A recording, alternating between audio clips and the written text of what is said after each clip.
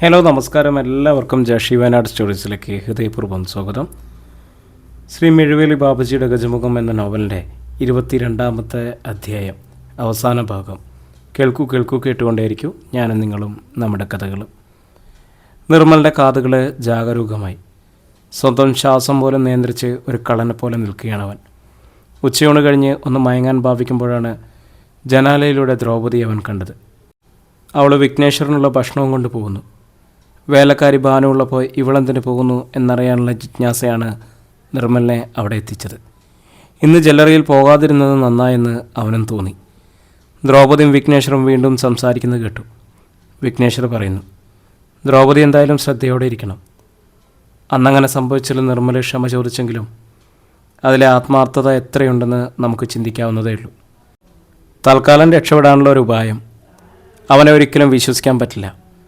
അടിയേറ്റ് പത്തി ചതഞ്ഞ പാമ്പ് ഒരിക്കലും പകയടക്കില്ല. പറ്റിയ സന്ദർഭത്തിന് വേണ്ടി കാത്തിരിക്കും. ദ്രൗപദി മൂളുന്നു. നിർമ്മലെ കടപ്പല്ല് കടിച്ചമർത്തി. തൻ്റെ മനസ്സുപോലും തിരിച്ചറിഞ്ഞതുപോലെയാണല്ലോ ആ പട്ടിയുടെ സംസാരം. മടങ്ങിപ്പോകും മുമ്പ് ദ്രൗപദിയെ താൻ ആരാണെന്ന് മനസ്സിലാക്കി കൊടുക്കാൻ തീരുമാനിച്ചതാണ്. ഇനി നിന്നാൽ ആരെങ്കിലും കണ്ടാലോ എന്ന് കരുതി നിർമ്മല പതുക്കെ അവിടെ നിന്ന് മാറി. കൊക്കോ തോട്ടത്തിലൂടെ പൊഴിഞ്ഞു കിടന്നിരുന്ന കരിയിലകൾ ചവിട്ടിയപ്പോൾ ഒരു ശബ്ദമുണ്ടായി. പഴുത്ത കായ തുറന്ന് കുരുവെടുത്ത് 2 കൈയിലും പിടിച്ച് തിന്നുകയായിരുന്നു ഒരെണ്ണാൻ. വാലിളക്കി ചിലച്ചുകൊണ്ട് അടുത്ത മരത്തിലേക്ക് പോയി. ആ ശബ്ദം കേട്ട് വിഘ്നേശ്വരനെ നെറ്റി ചുളിഞ്ഞു. പക്ഷിമൃഗാദികളുടെ ശബ്ദത്തിൽ നിന്നും അവന് പലതും തിരിച്ചറിയാൻ കഴിയും. ഒരു വേട്ടക്കാരൻ്റെ 6ാം ഇന്ദ്രിയമാണിത്. അവൻ പെട്ടെന്ന് എഴുന്നേറ്റു. പുറത്തിറങ്ങി അവിടേക്ക് നോക്കി. നിർമ്മല് പതുങ്ങിപ്പോകുന്നത് കണ്ടു. അവൻ്റെ കണ്ണുകൾ കുറുകി. മടങ്ങിയെത്തി അവനോട് ദ്രൗപദി കാര്യം തിരക്കി. നമ്മളിവിടെ പറഞ്ഞല്ല നിർമ്മല കേട്ടു. ദ്രൗപദി വിളറി. നീ പേടിക്കണ്ട, വിഘ്നേശ്വർ പറഞ്ഞു. ഒരു കരുതൽ, അത് മതി, ഇനി പോയിക്കോ. ദ്രൗപദി പെട്ടെന്ന് മടങ്ങി.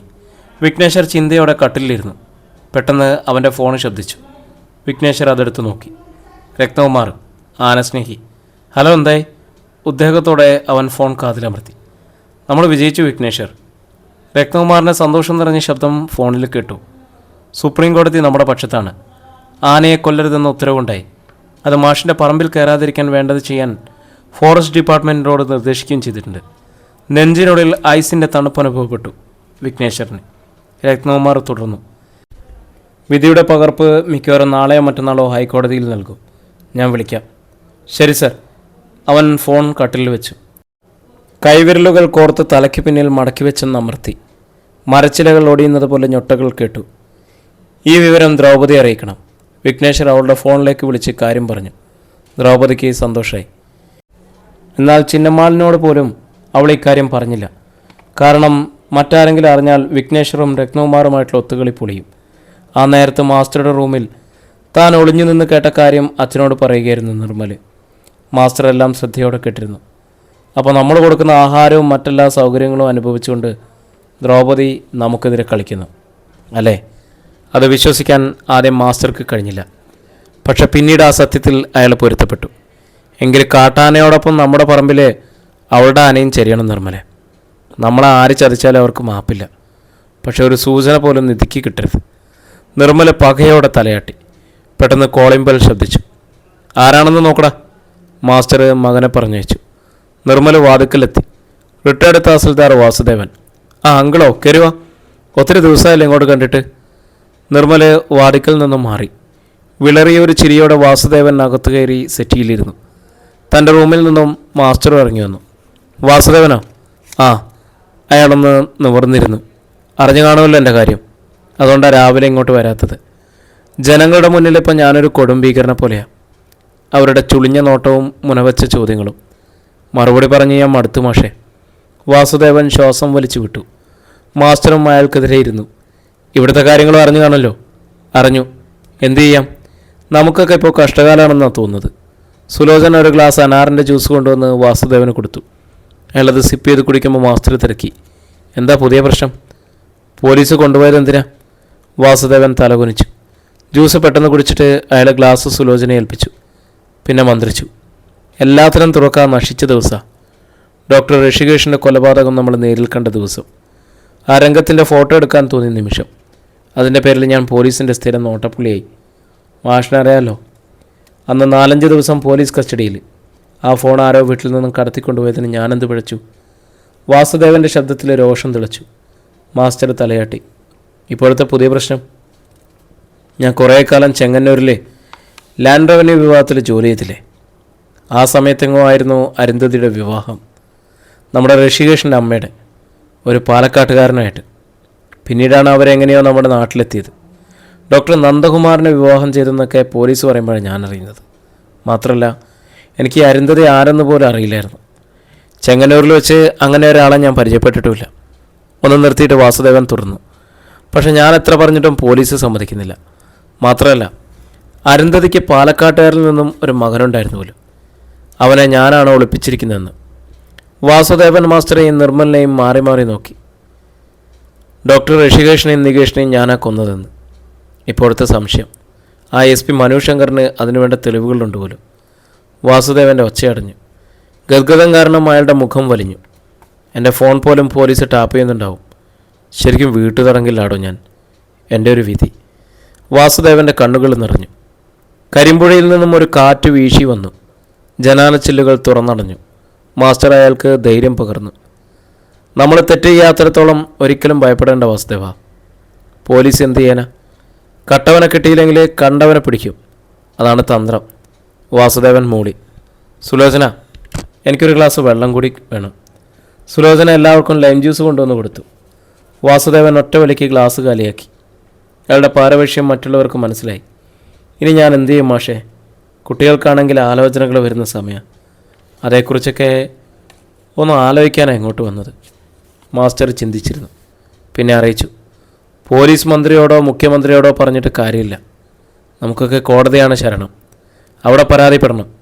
പോലീസ് അകാരണമായി പീഡിപ്പിക്കുന്നെന്ന്. വാസുദേവന് പിന്നെയും സംശയം. അപ്പോൾ പോലീസ് എനിക്കെതിരെ ഇല്ലാത്ത തെളിവുകൾ ഉണ്ടാക്കിയാലോ? അതൊന്നും ശാശ്വതമല്ലെന്നേ. പക്ഷെ അവരെങ്ങനെ അറിഞ്ഞു അരുന്ധതിയുടെ വീട് ചെങ്ങന്നൂരാണെന്ന്?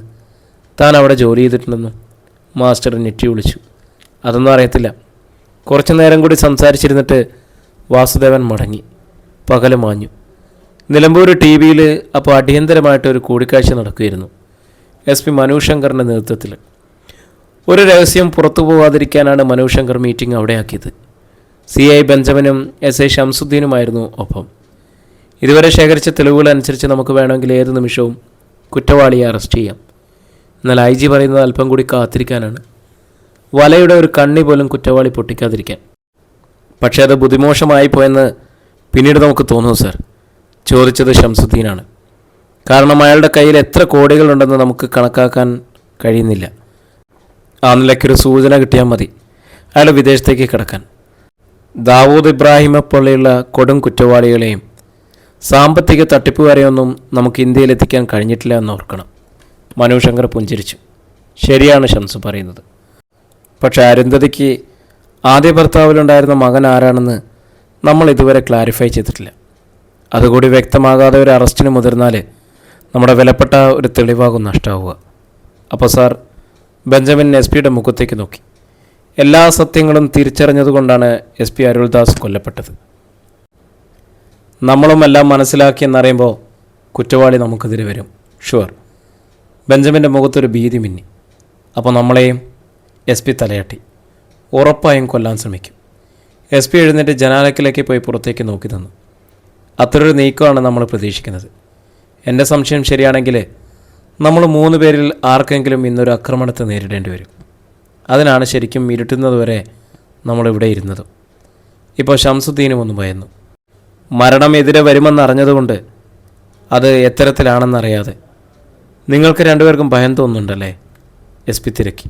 നോ സർ, ഇരുവരും ഒന്നിച്ച് പറഞ്ഞു. മനു ശങ്കർ വീണ്ടും ചിരിച്ചു.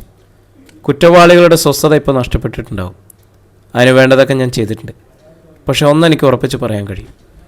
ഒറ്റയടിക്ക് അയാളെ നമ്മളെ കൊല്ലത്തില്ല. കാരണം നമ്മൾ കേസിൽ എത്രമാത്രം മുന്നോട്ട് പോയിട്ടുണ്ടെന്ന് അയാൾക്ക് അറിയേണ്ടതുണ്ട്. മനു ശങ്കർ റൂമിലേക്ക് ചായ വരുത്തി. വീണ്ടും ചർച്ച, ആസൂത്രണങ്ങൾ.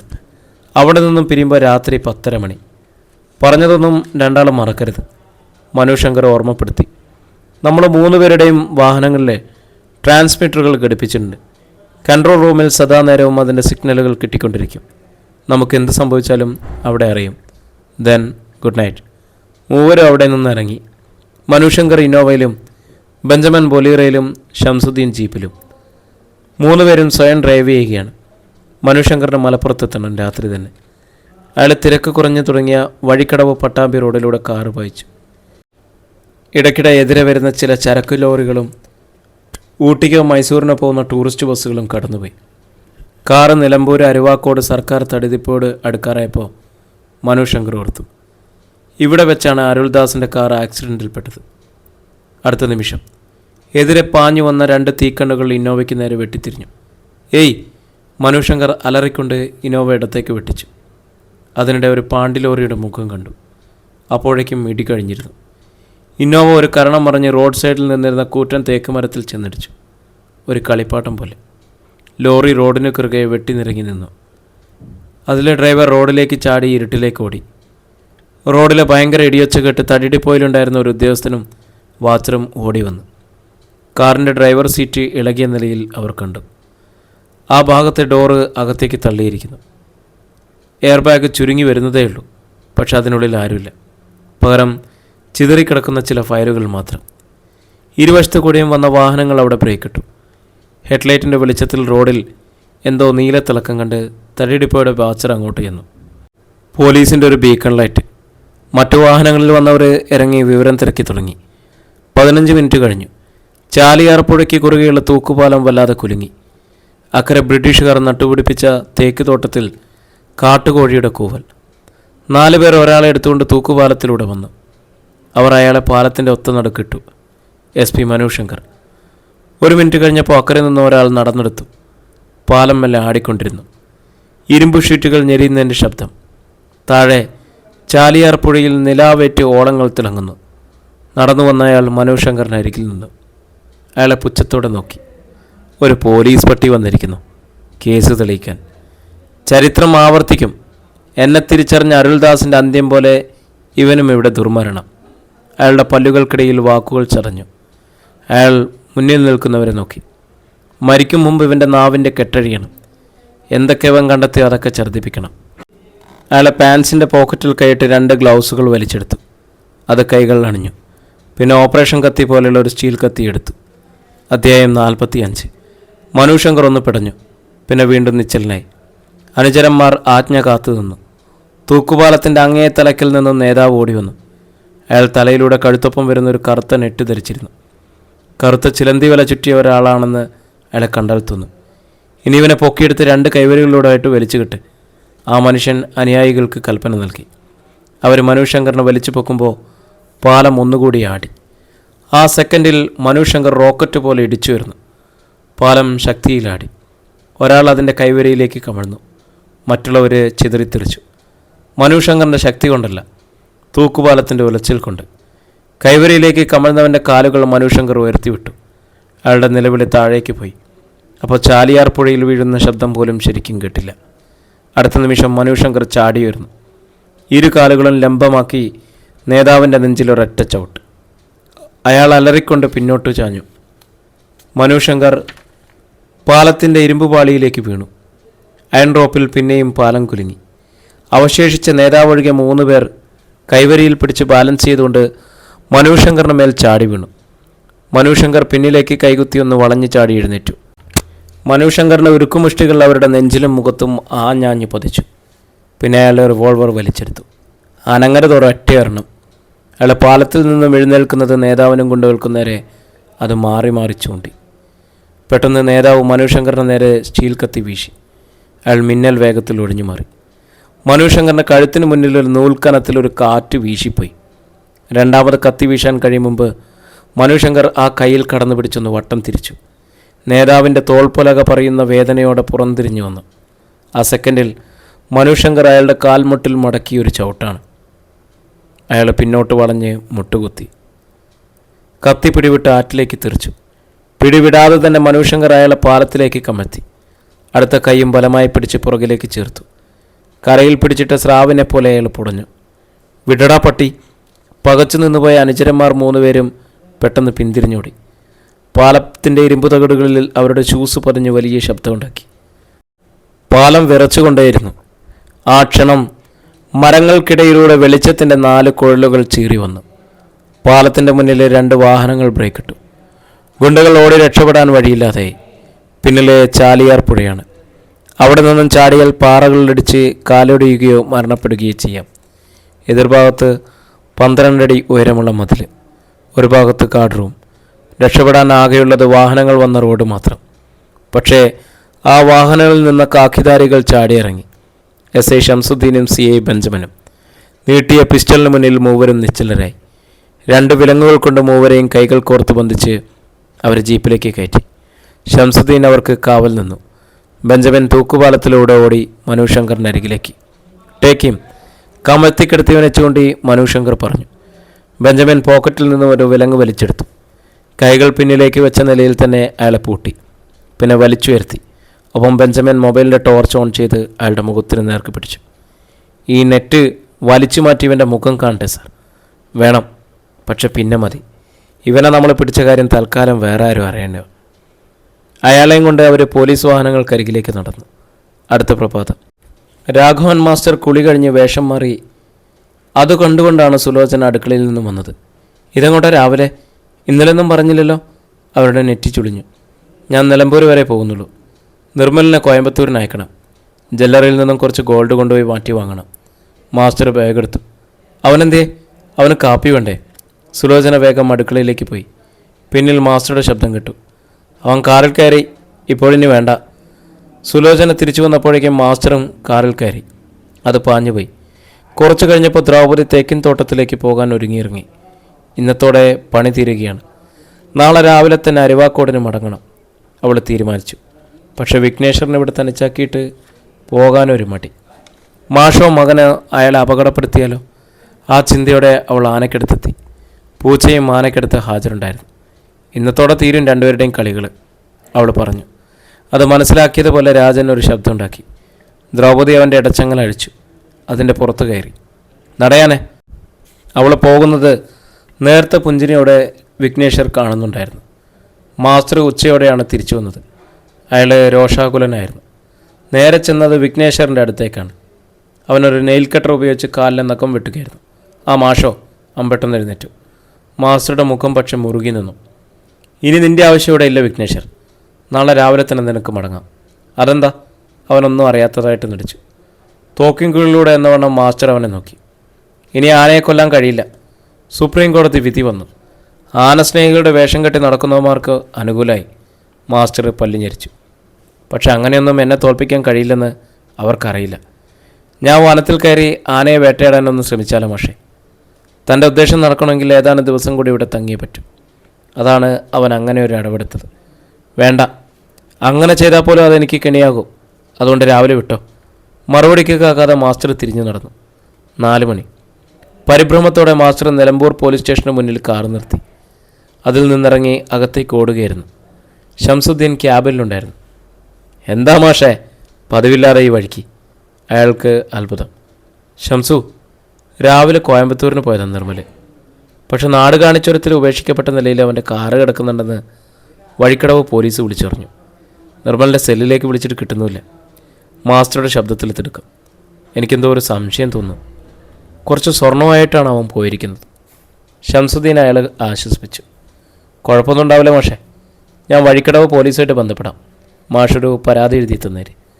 മാസ്റ്റർ കംപ്ലൈൻറ്റ് തയ്യാറാക്കി ഷംസുദ്ദീനെ ഏൽപ്പിച്ചു. അയാൾ ശരിക്കും പതറിയെന്ന് SI അറിഞ്ഞു. എന്നാലും എൻ്റെ മോൻ, ഞങ്ങളവനെ കണ്ടുപിടിച്ചിരിക്കും മാഷേ, ഷംസുദ്ദീൻ ഉറപ്പു പറഞ്ഞു. മാസ്റ്റർ തലയാട്ടി. SI വഴിക്കടവ് പോലീസ് സ്റ്റേഷനുമായിട്ട് ബന്ധപ്പെട്ടു. സംഗതി സത്യമാണ്. ചുരത്തിനരികിലുള്ള മുളങ്കാട്ടിലേക്ക് ഇടിച്ചു കയറിയ നിലയിലാണ് കാറ് കിടക്കുന്നത്. ആക്സിഡൻ്റാണെന്ന് കരുതി ആ വഴി പോയവരാണ് പോലീസിൽ ഇൻഫോം ചെയ്തത്. പിന്നെ മാസ്റ്റർ ജ്വല്ലറിയിലേക്ക് പോയില്ല. വീട്ടിലേക്ക് മടങ്ങി. കരുണാകരൻ തമ്പിയുടെ തേക്ക് തോട്ടം. സമയം 4:30 മണി.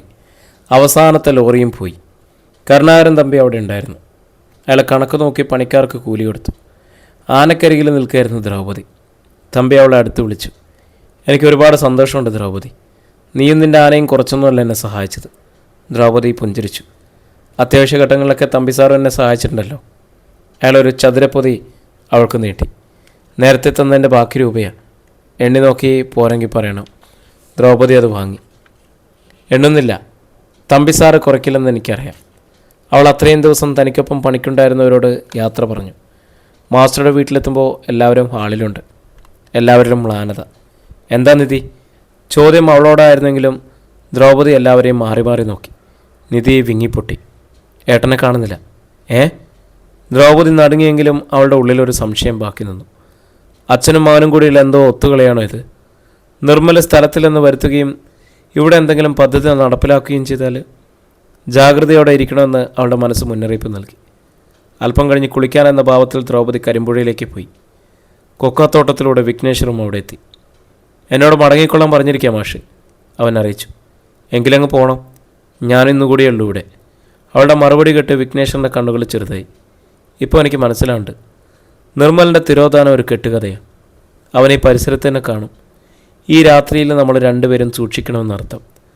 ദ്രൗപദിയിലൊരു ഭീതി വലയം തീർത്തു. വെള്ളത്തിലിറങ്ങി നിന്ന അവൾ കൈക്കുമ്പിളിൽ വെള്ളം കോരി മുഖത്തൊഴിച്ചു. അവളുടെ കാലുകളിൽ ചെറുമത്സ്യങ്ങൾ കൊത്തി. കാര്യങ്ങൾ ഒന്നുകൂടി അവൾക്ക് വ്യക്തമായി. തങ്ങളെ രക്ഷപ്പെട്ടു പോകാൻ നിർമ്മൽ സമ്മതിക്കില്ല. അവൾ അല്പനേരം സംസാരിച്ചു. അപ്പം നീ നാളെ പോകുമല്ലേ? കുളി കഴിഞ്ഞെത്തിയ ദ്രൗപദിയോട് നിധി തിരക്കി. അവളുടെ ശബ്ദത്തിലെ സങ്കടം. ദ്രൗപദി അവളുടെ കരം കവർന്നു. പോകാതിരിക്കാൻ പറ്റില്ലല്ലോ. ചട്ടിക്കും കലത്തിനും ഒത്തിരി ഓർഡറുകളുണ്ട്. പെട്ടെന്ന് ചെല്ലാൻ ചിറ്റപ്പൻ വിളിച്ച് പറയുകയും ചെയ്തു. നിധി ദീർഘമായിട്ടൊന്ന് നിശ്വസിച്ചു. നീ പോകുന്നതിന് മുമ്പ് എൻ്റെ അരുൾദാസിൻ്റെ കൊലയാളിയെ കണ്ടെത്തുമെന്ന് ഞാൻ വിചാരിച്ചു. അയ്യ സാറിനെ അങ്ങോട്ടൊന്ന് വിളിച്ചു നോക്കിയാലോ? നിധി മൂളി. രാത്രിയായി. ദ്രൗപദി 2-ാം നിലയുടെ കിഴക്കോട്ടുള്ള സിറ്റൗട്ടിൽ ചെന്ന് നിന്നു. നിലാവ് പരന്നു കിടക്കുന്ന കരുളായ വനത്തിലേക്ക് നോക്കി. അവിടെ എവിടെയോ ഒരു ആനക്കൂട്ടമുണ്ട്. ഏത് കോടതി പറഞ്ഞാലും മാഷ ആനകളുടെ നേതാവിന് വകവരുത്തും. ആ ചിന്ത തീക്കനലായിട്ട് അവളുടെ മനസ്സിൽ കിടന്ന് പിടച്ചു. പെട്ടെന്ന് താഴെ ഒരു നിഴലനക്കം കണ്ടു. ദ്രൗപദി അങ്ങോട്ട് നോക്കി. രാഘവൻ മാസ്റ്റർ. മുറ്റത്തുകൂടി അടുക്കളയിലെ ഭാഗത്തേക്ക് നടന്നു പോവുകയാണ് അയാൾ. ദ്രൗപദി അല്പം പിന്നോട്ട് നീങ്ങിയെന്ന് തലനീട്ടി. അടുക്കളയിൽ നിന്നും വിഘ്നേശ്വർക്കുള്ള ഭക്ഷണവുമായിട്ട് ഭാനു പുറത്തേക്ക് വന്നു. മാസ്റ്റർ അവളുടെ അടുത്തേക്കാണ് ചെന്നത്. മുറ്റത്തൊരു വാഴയുടെ മറവിൽ നിന്നും ഇരുവരും എന്തോ പ്ലാൻ ചെയ്യുന്നു. അതെന്താണെന്ന് ദ്രൗപദിക്ക് വ്യക്തമായില്ല. മാസ്റ്റർ തിടുക്കപ്പെട്ട് മടങ്ങി. അല്പനേരം കഴിഞ്ഞേ ഭാനു അവിടെ നിന്നും പോയുള്ളൂ. അതിനർത്ഥം എന്തോ ചതി മണക്കുന്നു. വിഘ്നേശ്വറിന് വിവരം അറിയിക്കണം. വേഗം മുറിയിലേക്ക് മടങ്ങിയ ദ്രൗപദി ഫോൺ എടുക്കാൻ ഭാവിക്കുമ്പോൾ നിധി മുന്നിൽ. ദ്രൗപദി വിളറി. എന്താടി? നിധിയുടെ പുരികം വിളഞ്ഞു. ഒന്നുമില്ല, ആനക്കൂട്ടം വീണ്ടും വരുന്നുണ്ടോ എന്ന് നോക്കാൻ പോയതാ. നീ ഇവിടെ ഇരിക്കി. നിധി അവളെ പിടിച്ചിരുത്തി. അടുത്ത അവളെ വരുന്നു. ഇവിടെ എന്തോ ഒരു ദുരന്തം സംഭവിക്കാൻ പോകുന്നതായിട്ട് എൻ്റെ മനസ്സ് പറയുന്നു. ഏട്ടനെ കാണാതായത് അതിൻ്റെ തുടക്കമാവാം. അച്ഛനും ആകെ പരിഭ്രമമാണ്. ദ്രൗപദി ചിരിക്കാൻ ശ്രമിച്ചു. ഏയ്, നിർമ്മലേട്ടൻ ആരാ കക്ഷി? ചിലപ്പോൾ നാളെ പുലരുമ്പോൾ കക്ഷി നെഞ്ചും വിരിച്ച് നടന്നു വരുന്ന കാണാം. അവൾ അങ്ങനെ നിധിയെ ആശ്വസിപ്പിച്ചു. കുറച്ചു നേരം കഴിഞ്ഞാണ് നിധി പോയത്. ആ നിമിഷം ദ്രൗപദി ഫോണെടുത്ത് വിഘ്നേശ്വരനെ വിളിച്ചു. അപ്പുറത്ത് ബെല്ലടിക്കുന്നുണ്ട്, എടുക്കുന്നില്ല. ഇത് പലതവണ ആവർത്തിച്ചു.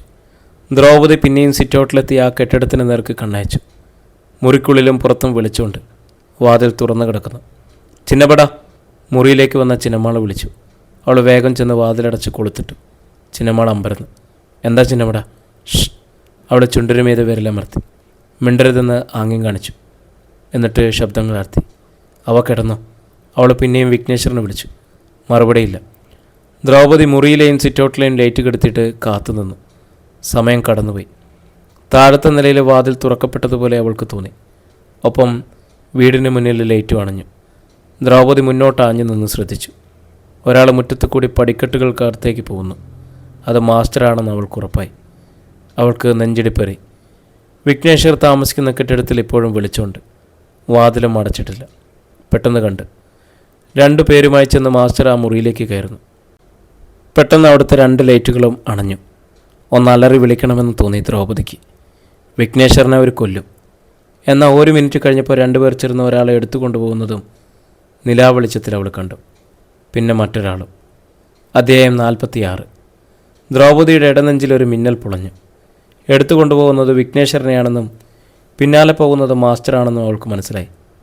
വിഘ്നേശ്വരനെ കൊലപ്പെടുത്തിയ ശേഷം മറവ് ചെയ്യാൻ കൊണ്ടുപോകുന്നതാവും. ഇടുത്തി പോലെ അങ്ങനെ ഒരു ചിന്തയുണ്ടാകും. വിറച്ചുപോയി ദ്രൗപദി. ഒട്ടും സമയം കളയാനില്ല. അവൾ മുറിയിലേക്ക് പാഞ്ഞു. ചിന്നമ്മാൾ അപ്പോഴും ഉറങ്ങിയിരുന്നില്ല. ചിന്നപട, അവർ വിളിച്ചു. മിണ്ടലാവാ, ഞാനിപ്പോൾ വരാം. അവരുടെ കാതിൽ മന്ത്രിച്ച് ദ്രൗപദി ടോർച്ചെടുത്തു. ശബ്ദം കേൾപ്പിക്കാതെ വാതിൽ തുറന്ന് പാദപതന സ്വരം പോലും നിയന്ത്രിച്ച് സ്റ്റെയർ കേസ് ഇറങ്ങി. പുറത്തേക്കുള്ള വാതിൽ ചാരിയിരുന്നതേ ഉള്ളൂ. അതിനാൽ അവൾക്കൊട്ടും പ്രയാസമുണ്ടായില്ല. ദ്രൗപദി മുറ്റത്തേക്കിറങ്ങി. 4 പാടും നോക്കിക്കൊണ്ട് അവൾ വിഘ്നേശ്വരനെയും കൊണ്ടുപോയി ദിക്കിലേക്ക് കുതിച്ചു. മാസ്റ്ററുടെ മുറ്റത്ത് ചുറ്റിനുള്ളിൽ മതിൽക്കെട്ടിലും താഴെ കൂടി ഒരു ടോർച്ചിൻ്റെ വെളിച്ചം നീങ്ങുന്നത് കണ്ടു. ശ്വാസം പോലും നിയന്ത്രിച്ച് ദ്രൗപദി ഉയരം കുറഞ്ഞ മതിൽപ്പുറത്ത് കൂടി അവർക്ക് പിന്നാലെ നീങ്ങി. മതിൽക്കെട്ടിൻ്റെ അതിർത്തി കടന്നതും മാസ്റ്ററും കൂട്ടു നിന്നു. അവനെ താഴെയിട്, മാസ്റ്റർ പറയുന്നത് അവൾ കേട്ടു. അടുത്ത നിമിഷം ലോഡിംഗ് തൊഴിലാളികൾ ചാക്കുമറിക്കുന്നത് പോലെ വിഘ്നേശ്വരനെ താഴെയിട്ടു. അപ്പോഴും അവനിൽ നിന്നും ഒരു ഞരക്കം പോലും ഉണ്ടായില്ല. ദ്രൗപദിക്ക് ഉറപ്പായി വിഘ്നേശ്വരന് ജീവനില്ല. ഒരു കുതിപ്പിന് താഴേക്ക് ചാടാൻ അവളുടെ മനം വെമ്പി. എന്നാൽ അവരെ തന്നെ പിച്ച് ചീന്തുവെന്ന് ഉറച്ച വിശ്വാസം ഉണ്ടായിരുന്നു അവൾക്ക്. ദ്രൗപദി അരമതിലിലേക്ക് നെഞ്ചമർത്തി താഴേക്ക് ശ്രദ്ധിച്ചു. 10 അടി താഴ്ചയോളം കാണും അവിടേക്ക്. മാസ്റ്റർ വീണ്ടും പറയുന്നു, കുഴിയെടുക്ക് വേഗം. കരിമ്പുഴയോരത്തെ ആ ഭാഗത്തെ കാളപ്പുല്ലുകൾ താഴ്ച വളർന്നു നിൽക്കുകയായിരുന്നു. അതിനു മീതെ നേരത്തെ നിലാവെളിച്ചം വീഴുന്നുണ്ട്. മാസ്റ്റർക്കൊപ്പം 2 പേർ പെട്ടെന്ന് കൂന്താലിയെടുത്തു. കാളപ്പല്ലുകൾ ചൂടെ കുത്തിയെടുത്ത് കേടുകൂടാതെ ഒരു വശത്തേക്ക് നീക്കിയിട്ടു. ഏതാണ്ട് 8 അടി നീളത്തിൽ 4 അടി വീതിയിൽ അവർ പുല്ലുകൾ നീക്കം ചെയ്തു. എന്നിട്ട് കൂന്താലിയും തൂമ്പയും ഉപയോഗിച്ച് കുഴിയെടുക്കാൻ തുടങ്ങി. നദീതീരമായതിനാൽ ചെളിയടിഞ്ഞത് കാരണം കുഴിയെടുക്കുക എളുപ്പമായിരുന്നു. എന്തു ചെയ്യണമെന്നറിയാതെ എല്ലാം കണ്ട് പകച്ചു നിൽക്കുകയായിരുന്നു ദ്രൗപദി. നിലവിളിച്ച് ആളെ കൂട്ടിയാലോ എന്ന് അവൾ ചിന്തിച്ചു. പക്ഷേ അത് അപകടമാണ്. ഉയരം കുറഞ്ഞ ഈ മതിൽക്കെട്ടിന് പുറത്തുകൂടി അവർക്ക് ചാടി വീഴാൻ 1/4 മിനിറ്റ് പോലും വേണ്ട. താൻ നിലവിളിച്ച് തീരും മുമ്പ് ഇവരെ തൻ്റെ ശബ്ദമടയ്ക്കും. കുഴി പൂർത്തിയായി. ഏതാണ്ട് 4 അടി താഴ്ചയിൽ. ഇവനെ ഇതിനുള്ളിലിട്ട് മൂടിയിട്ട് ഈ പുല്ല് തന്നെ നട്ടുവെച്ച 2 ആഴ്ച തികയും മുമ്പ് ഇവിടം പഴയതുപോലെയാവും. ഒരുത്തനും കണ്ടുപിടിക്കത്തില്ല മാഷെ, കൂട്ടത്തിലൊരുവൻ പറഞ്ഞു. ഇവനെ നീക്കിയിടട്ടെ? രണ്ടാമൻ്റെ ചോദ്യം. പാടില്ല, മാസ്റ്റർ തടഞ്ഞു. കൊല്ലുന്നത് നമ്മളാണെന്ന് ഇവൻ അറിയണം. ഒരായുസിൻ്റെ വേദന മുഴുവൻ അനുഭവിച്ച് ശരിക്കും ഓർമ്മ നിൽക്കുന്ന നേരത്ത് വേണം ഇവനെ കുഴിച്ചിടാൻ. മാസ്റ്റർ ക്രൂരമായിട്ട് ചിരിച്ചു. കരിമ്പുഴയിൽ നിന്നും ഒരു കാറ്റ് വീശി വന്നു. നെല്ലോലകൾ കണക്കെ കാളപ്പുല്ലുകൾ ഇളകി. കരുളായി വനത്തിലെ ഏതോ മൃഗത്തിൻ്റെ അലർച്ച. മാസ്റ്റർ തുടർന്നു. ആത്മാവ് എന്നൊന്നുണ്ടെങ്കിൽ അതുപോലും എന്നും നടുങ്ങി നിൽക്കണം. നമ്മളോട് കളിച്ചാൽ എങ്ങനെയായിരിക്കുമെന്ന്. ഇവൻ്റെ സ്വബോധം അപ്പോൾ എങ്ങനെയാ മാഷെ പോയത്? ഒരാൾക്ക് സംശയം. ഇവൻ വിഴുങ്ങിയ അത്താഴത്തിൽ ഞാൻ മയക്കുമരുന്ന് ചേർത്തിരുന്നു. അത് കേട്ട് നിന്ന ദ്രൗപദിക്ക് ഇപ്പോൾ കാര്യം മനസ്സിലായി. മാഷ് ഭാനുവിൻ്റെ അടുത്തേക്ക് പോയതും അതിനായിരുന്നു. വിഘ്നേശ്വർക്ക് ഇപ്പോഴും ജീവനുണ്ടെന്നറിഞ്ഞപ്പോൾ ദ്രൗപദിക്ക് കുറേ കൂടി ആശ്വാസമായി. അപ്പോൾ ആദിത്യയാൾ ചോദിക്കുന്നു, എങ്കിലാ ദ്രൗപദിക്ക് കൂടി ഇത്തിരി മരുന്ന് കൊടുത്തുകൂടായിരുന്നു മാഷേ? കാര്യങ്ങൾ ഉഷാറായനെ. അവളെന്താ ഉരുപ്പിടി? കയ്യിൽ വന്ന് കയറിയിട്ട് വിട്ടുകളയണോ? മാസ്റ്റർ തലകൊടഞ്ഞു. വിട്ടുകളയെന്ന് ആര് പറഞ്ഞടാ? ഇത് കഴിഞ്ഞ് നമ്മൾ നേരെ അവളുടെ അടുത്തേക്കാണ് പോകുന്നത്. ക്ലോറോഫോമൊക്കെ എടുത്തു വെച്ചിട്ടുണ്ട് ഞാൻ. നാളെ ഇവിടുന്ന് പോകാനിരിക്കും അവൾ. അപ്പോൾ പിന്നെ ഇന്ന് നമ്മൾക്ക് ശിവരാത്രിയാക്കണ്ടേ? അത് കേട്ട് ദ്രൗപദി ഒന്നുകൂടി നടുങ്ങി. സ്ഥലകാലബോധം നശിച്ചതുപോലെയായി അവൾക്ക്. മാസ്റ്ററുടെ ശബ്ദം അവളെ ഉണർത്തി.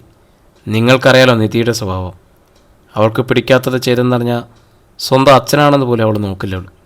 അതുകൊണ്ട് മാത്രം ഇത്ര നാളും ദ്രൗപദി സുരക്ഷിതയായിരുന്നത്. ഇന്ന് തന്നെ നമ്മളവളെ പൊക്കിയാലും മറ്റൊരു ഗുണം കൂടിയുണ്ട്. വിഘ്നേശ്വരും അവളും കൂടി നാട് വിട്ടെന്ന് മറ്റുള്ളവർ വിശ്വസിച്ചുള്ളൂ. താൻ കണ്ടതിനും അറിഞ്ഞതിനും അപ്പുറമാണ് മാസ്റ്റർ എന്ന വെളുത്ത കുപ്പായക്കാരൻ. ദ്രൗപദിക്ക് ഉറപ്പായി. മാഷ സമയം പോകുന്നു, ഒരാളെ ഓർമ്മപ്പെടുത്തി. ആ കുറച്ച് വെള്ളം കൊണ്ടുവന്ന് ഈ പട്ടിയുടെ മുഖത്തൊഴുക്കി. ഉണരട്ടെ ഇവൻ, മാസ്റ്റർ കൽപ്പിച്ചു. ഒരാൾ പുഴയോരത്ത് നിന്നിരുന്ന ചേമ്പിൻ്റെ ഇലയും പറിച്ച് വെള്ളത്തിലേക്ക് ഇറങ്ങി. ഇവൻ്റെ കൈകാലുകൾ കൂട്ടിക്കെട്ടിക്കോ, മുറ്റിയാനാ, രണ്ടാമനുള്ള നിർദ്ദേശം. അയാൾ വിഘ്നേശ്വരൻ്റെ കാലുകളും കൈകളും കെട്ടി. ഇനി കുഴിയിലേക്ക് മലർത്തിയിട്. അയാൾ അവനെ കുഴിയിലേക്ക് ഉരുട്ടിയിട്ടു. ദ്രൗപദിക്ക് ശ്വാസം വിലങ്ങി. വിഘ്നേശ്വരനെ രക്ഷിക്കണം. പക്ഷേ എങ്ങനെ? താൻ വെറും ഒരു പെണ്ണാണ്. തന്നെ കടിച്ചു കീറാൻ നിൽക്കുന്നവരാണ് താഴെയുള്ളത്. പെട്ടെന്ന് അവൾക്കൊരാശയം തോന്നി. ശബ്ദം കേൾപ്പിക്കാതെ ദ്രൗപദി പിന്തിരിഞ്ഞു. കരിമ്പുഴയിലേക്ക് ഇറങ്ങിയ ആൾ ചേമ്പിലക്കുമ്പിളിൽ വെള്ളവുമായിട്ട് വന്നു. മാസ്റ്റർ കുഴിയിലേക്ക് ടോർച്ച് തെളിച്ചു. അപ്പോൾ വിഘ്നേശ്വരൻ്റെ മുഖത്തേക്ക് വെള്ളമൊഴിച്ചു. അവനൊന്ന് ഞരങ്ങി. കണ്ണ് തുറക്കടാ പട്ടി. നരകത്തിലേക്ക് പോകും മുമ്പ് മാസ്റ്റർ ചീറി. വിഘ്നേശ്വരൻ്റെ ഇമകളും എല്ലാം അനങ്ങി. കണ്ണ് തുറക്കാൻ ഭാവിച്ചപ്പോൾ അവിടേക്ക് ടോർച്ചിൻ്റെ വെളിച്ചം പൊളിഞ്ഞിറങ്ങി. കൈകളുയർത്തി വെളിച്ചത്തെ തടയാൻ അവൻ ശ്രമിച്ചു. അപ്പോഴാണ് അറിയുന്നത് കൈകളെ പുറകോട്ട് തിരിച്ച് ബന്ധിച്ചിരിക്കുകയാണെന്ന്. അവൻ കാൽകുത്തി എഴുന്നേൽക്കാനാഞ്ഞു. അതിനും ആവുന്നില്ല. ബന്ധനത്തിലായ കാലുകൾ മണ്ണിൽ തട്ടുന്നു. അവൻ്റെ മുഖം ചരിച്ചു നോക്കി. താനൊരു ചതുരപ്പെട്ടിക്കുള്ളിലാണ്. മണ്ണുകൊണ്ടുണ്ടാക്കിയ ചതുരപ്പെട്ടി. പെട്ടെന്ന് വിഘ്നേശ്വർ നടുക്കത്തോടെ തിരിച്ചറിഞ്ഞു. താൻ കുഴിയിലാണെന്ന്. ശവക്കുഴി. ആരാടാ? അവൻ്റെ നാവ് കുഴഞ്ഞു. മയക്കുമരുന്നിൻ്റെ വീര്യം അപ്പോഴും കുറഞ്ഞിട്ടില്ല. മദ്യപിച്ച് ലക്കുകെട്ടവൻ്റെ പാവം. ഞാനാടാ പുല്ലേ, മാസ്റ്റർ. അയാൾ കുഴിക്കരികിൽ കുത്തിയിരുന്നു. എന്നെ എങ്ങനെയാ തോൽപ്പിക്കാൻ ശ്രമിക്കുകയായിരുന്നു നീ? എൻ്റെ ഉപ്പും ചോറും തിന്നുകൊണ്ട് ആ ദ്രൗപതിയെ കൂട്ടുപിടിച്ചുകൊണ്ട്. അയാളുടെ പല്ലുകൾ ഞെരിഞ്ഞു. അങ്ങനെ തോൽക്കാൻ മനസ്സിലാത്തവനാണ് ഞാൻ. തോറ്റിരുന്നെങ്കിൽ ഒരിക്കലും ഞാൻ ഈ നിലയിലെത്തുമായിരുന്നില്ല. അയാളുടെ സ്വരത്തിന് മൂർച്ച കൂടി. വിഘ്നേശ്വർ ശ്വാസം വലിച്ചു വിട്ടു. അവൻ്റെ വാക്കുകളിൽ പുച്ഛം തിങ്ങി. താനൊരാണല്ലെന്ന് ഞാനിപ്പോൾ അറിയുന്നു. ആണായിരുന്നെങ്കിൽ, ഒറ്റ തന്തയ്ക്ക് ജനിച്ചവനായിരുന്നെങ്കിൽ നേരെ നിന്ന് പൊരുതിയാനെ. താൻ വീരുവാ, വെറും പേടിത്തുണ്ട്. പേടിയോടാ? എനിക്കോ? എൻ്റെ ശത്രുക്കൾ പോലും ഇതുവരെ അങ്ങനെ പറഞ്ഞിട്ടില്ല. മാസ്റ്റർക്ക് പെരുത്തു വന്നു. ഓഹോ, അത്രയ്ക്ക് ധൈര്യമുള്ളവനാണ് താനെങ്കിലേ. എന്നെ ഒന്ന് അഴിച്ചു വിട്ടിട്ട് പീമ്പോറ. കാണിച്ചു തരാം ഞാൻ ആരാണെന്ന്. കുഴിക്കുള്ളിൽ നിന്നും അവൻ്റെ ശബ്ദം ഗുഹയിൽ നിന്നോണം ഉയർന്നു. തനിക്കൊക്കെ ഈ നിൽക്കുന്ന ഷണ്ടന്മാരുടെ പിന്തുണ വേണം ജയിക്കാൻ. എന്നാൽ എനിക്കത് വേണ്ട. താൻ കുറേ പേരെ കൂടി ചുറ്റും നിർത്തിയിട്ട് എന്നെ ഒന്ന് അഴിച്ചുവിട്. ഞങ്ങൾ ഷണ്ടന്മാരാണെന്നോ? ഇപ്പം നിന്നെ കാണിച്ചു തരാം. മാസ്റ്ററുടെ ഒപ്പം ഉണ്ടായിരുന്ന ഒരാൾ കൂന്താലി ഉയർത്തി. അടിച്ചു പൊട്ടിക്കെട്ട മാഷേവൻ്റെ തലമണ്ട. വരട്ടെ. മാസ്റ്റർ കൈയുയർത്തി. പിന്നെ വിഘ്നേശ്വർക്ക് നേരെ തിരിഞ്ഞു. നീ പുലിക്കുട്ടിയാണ്, സമ്മതിച്ചു. പക്ഷെ നിന്നെ അഴിച്ചു വിട്ടിട്ട് ഒരു മത്സരം നടത്താനുള്ള നേരമില്ല ഞങ്ങൾക്ക്. നിൻ്റെ കൂട്ടുകാരില്ലേ, ആ ആനക്കാരി, അവൾക്കുള്ള കുഴി എന്താ ഇവിടെ തന്നെ ഞങ്ങളുണ്ടാക്കും.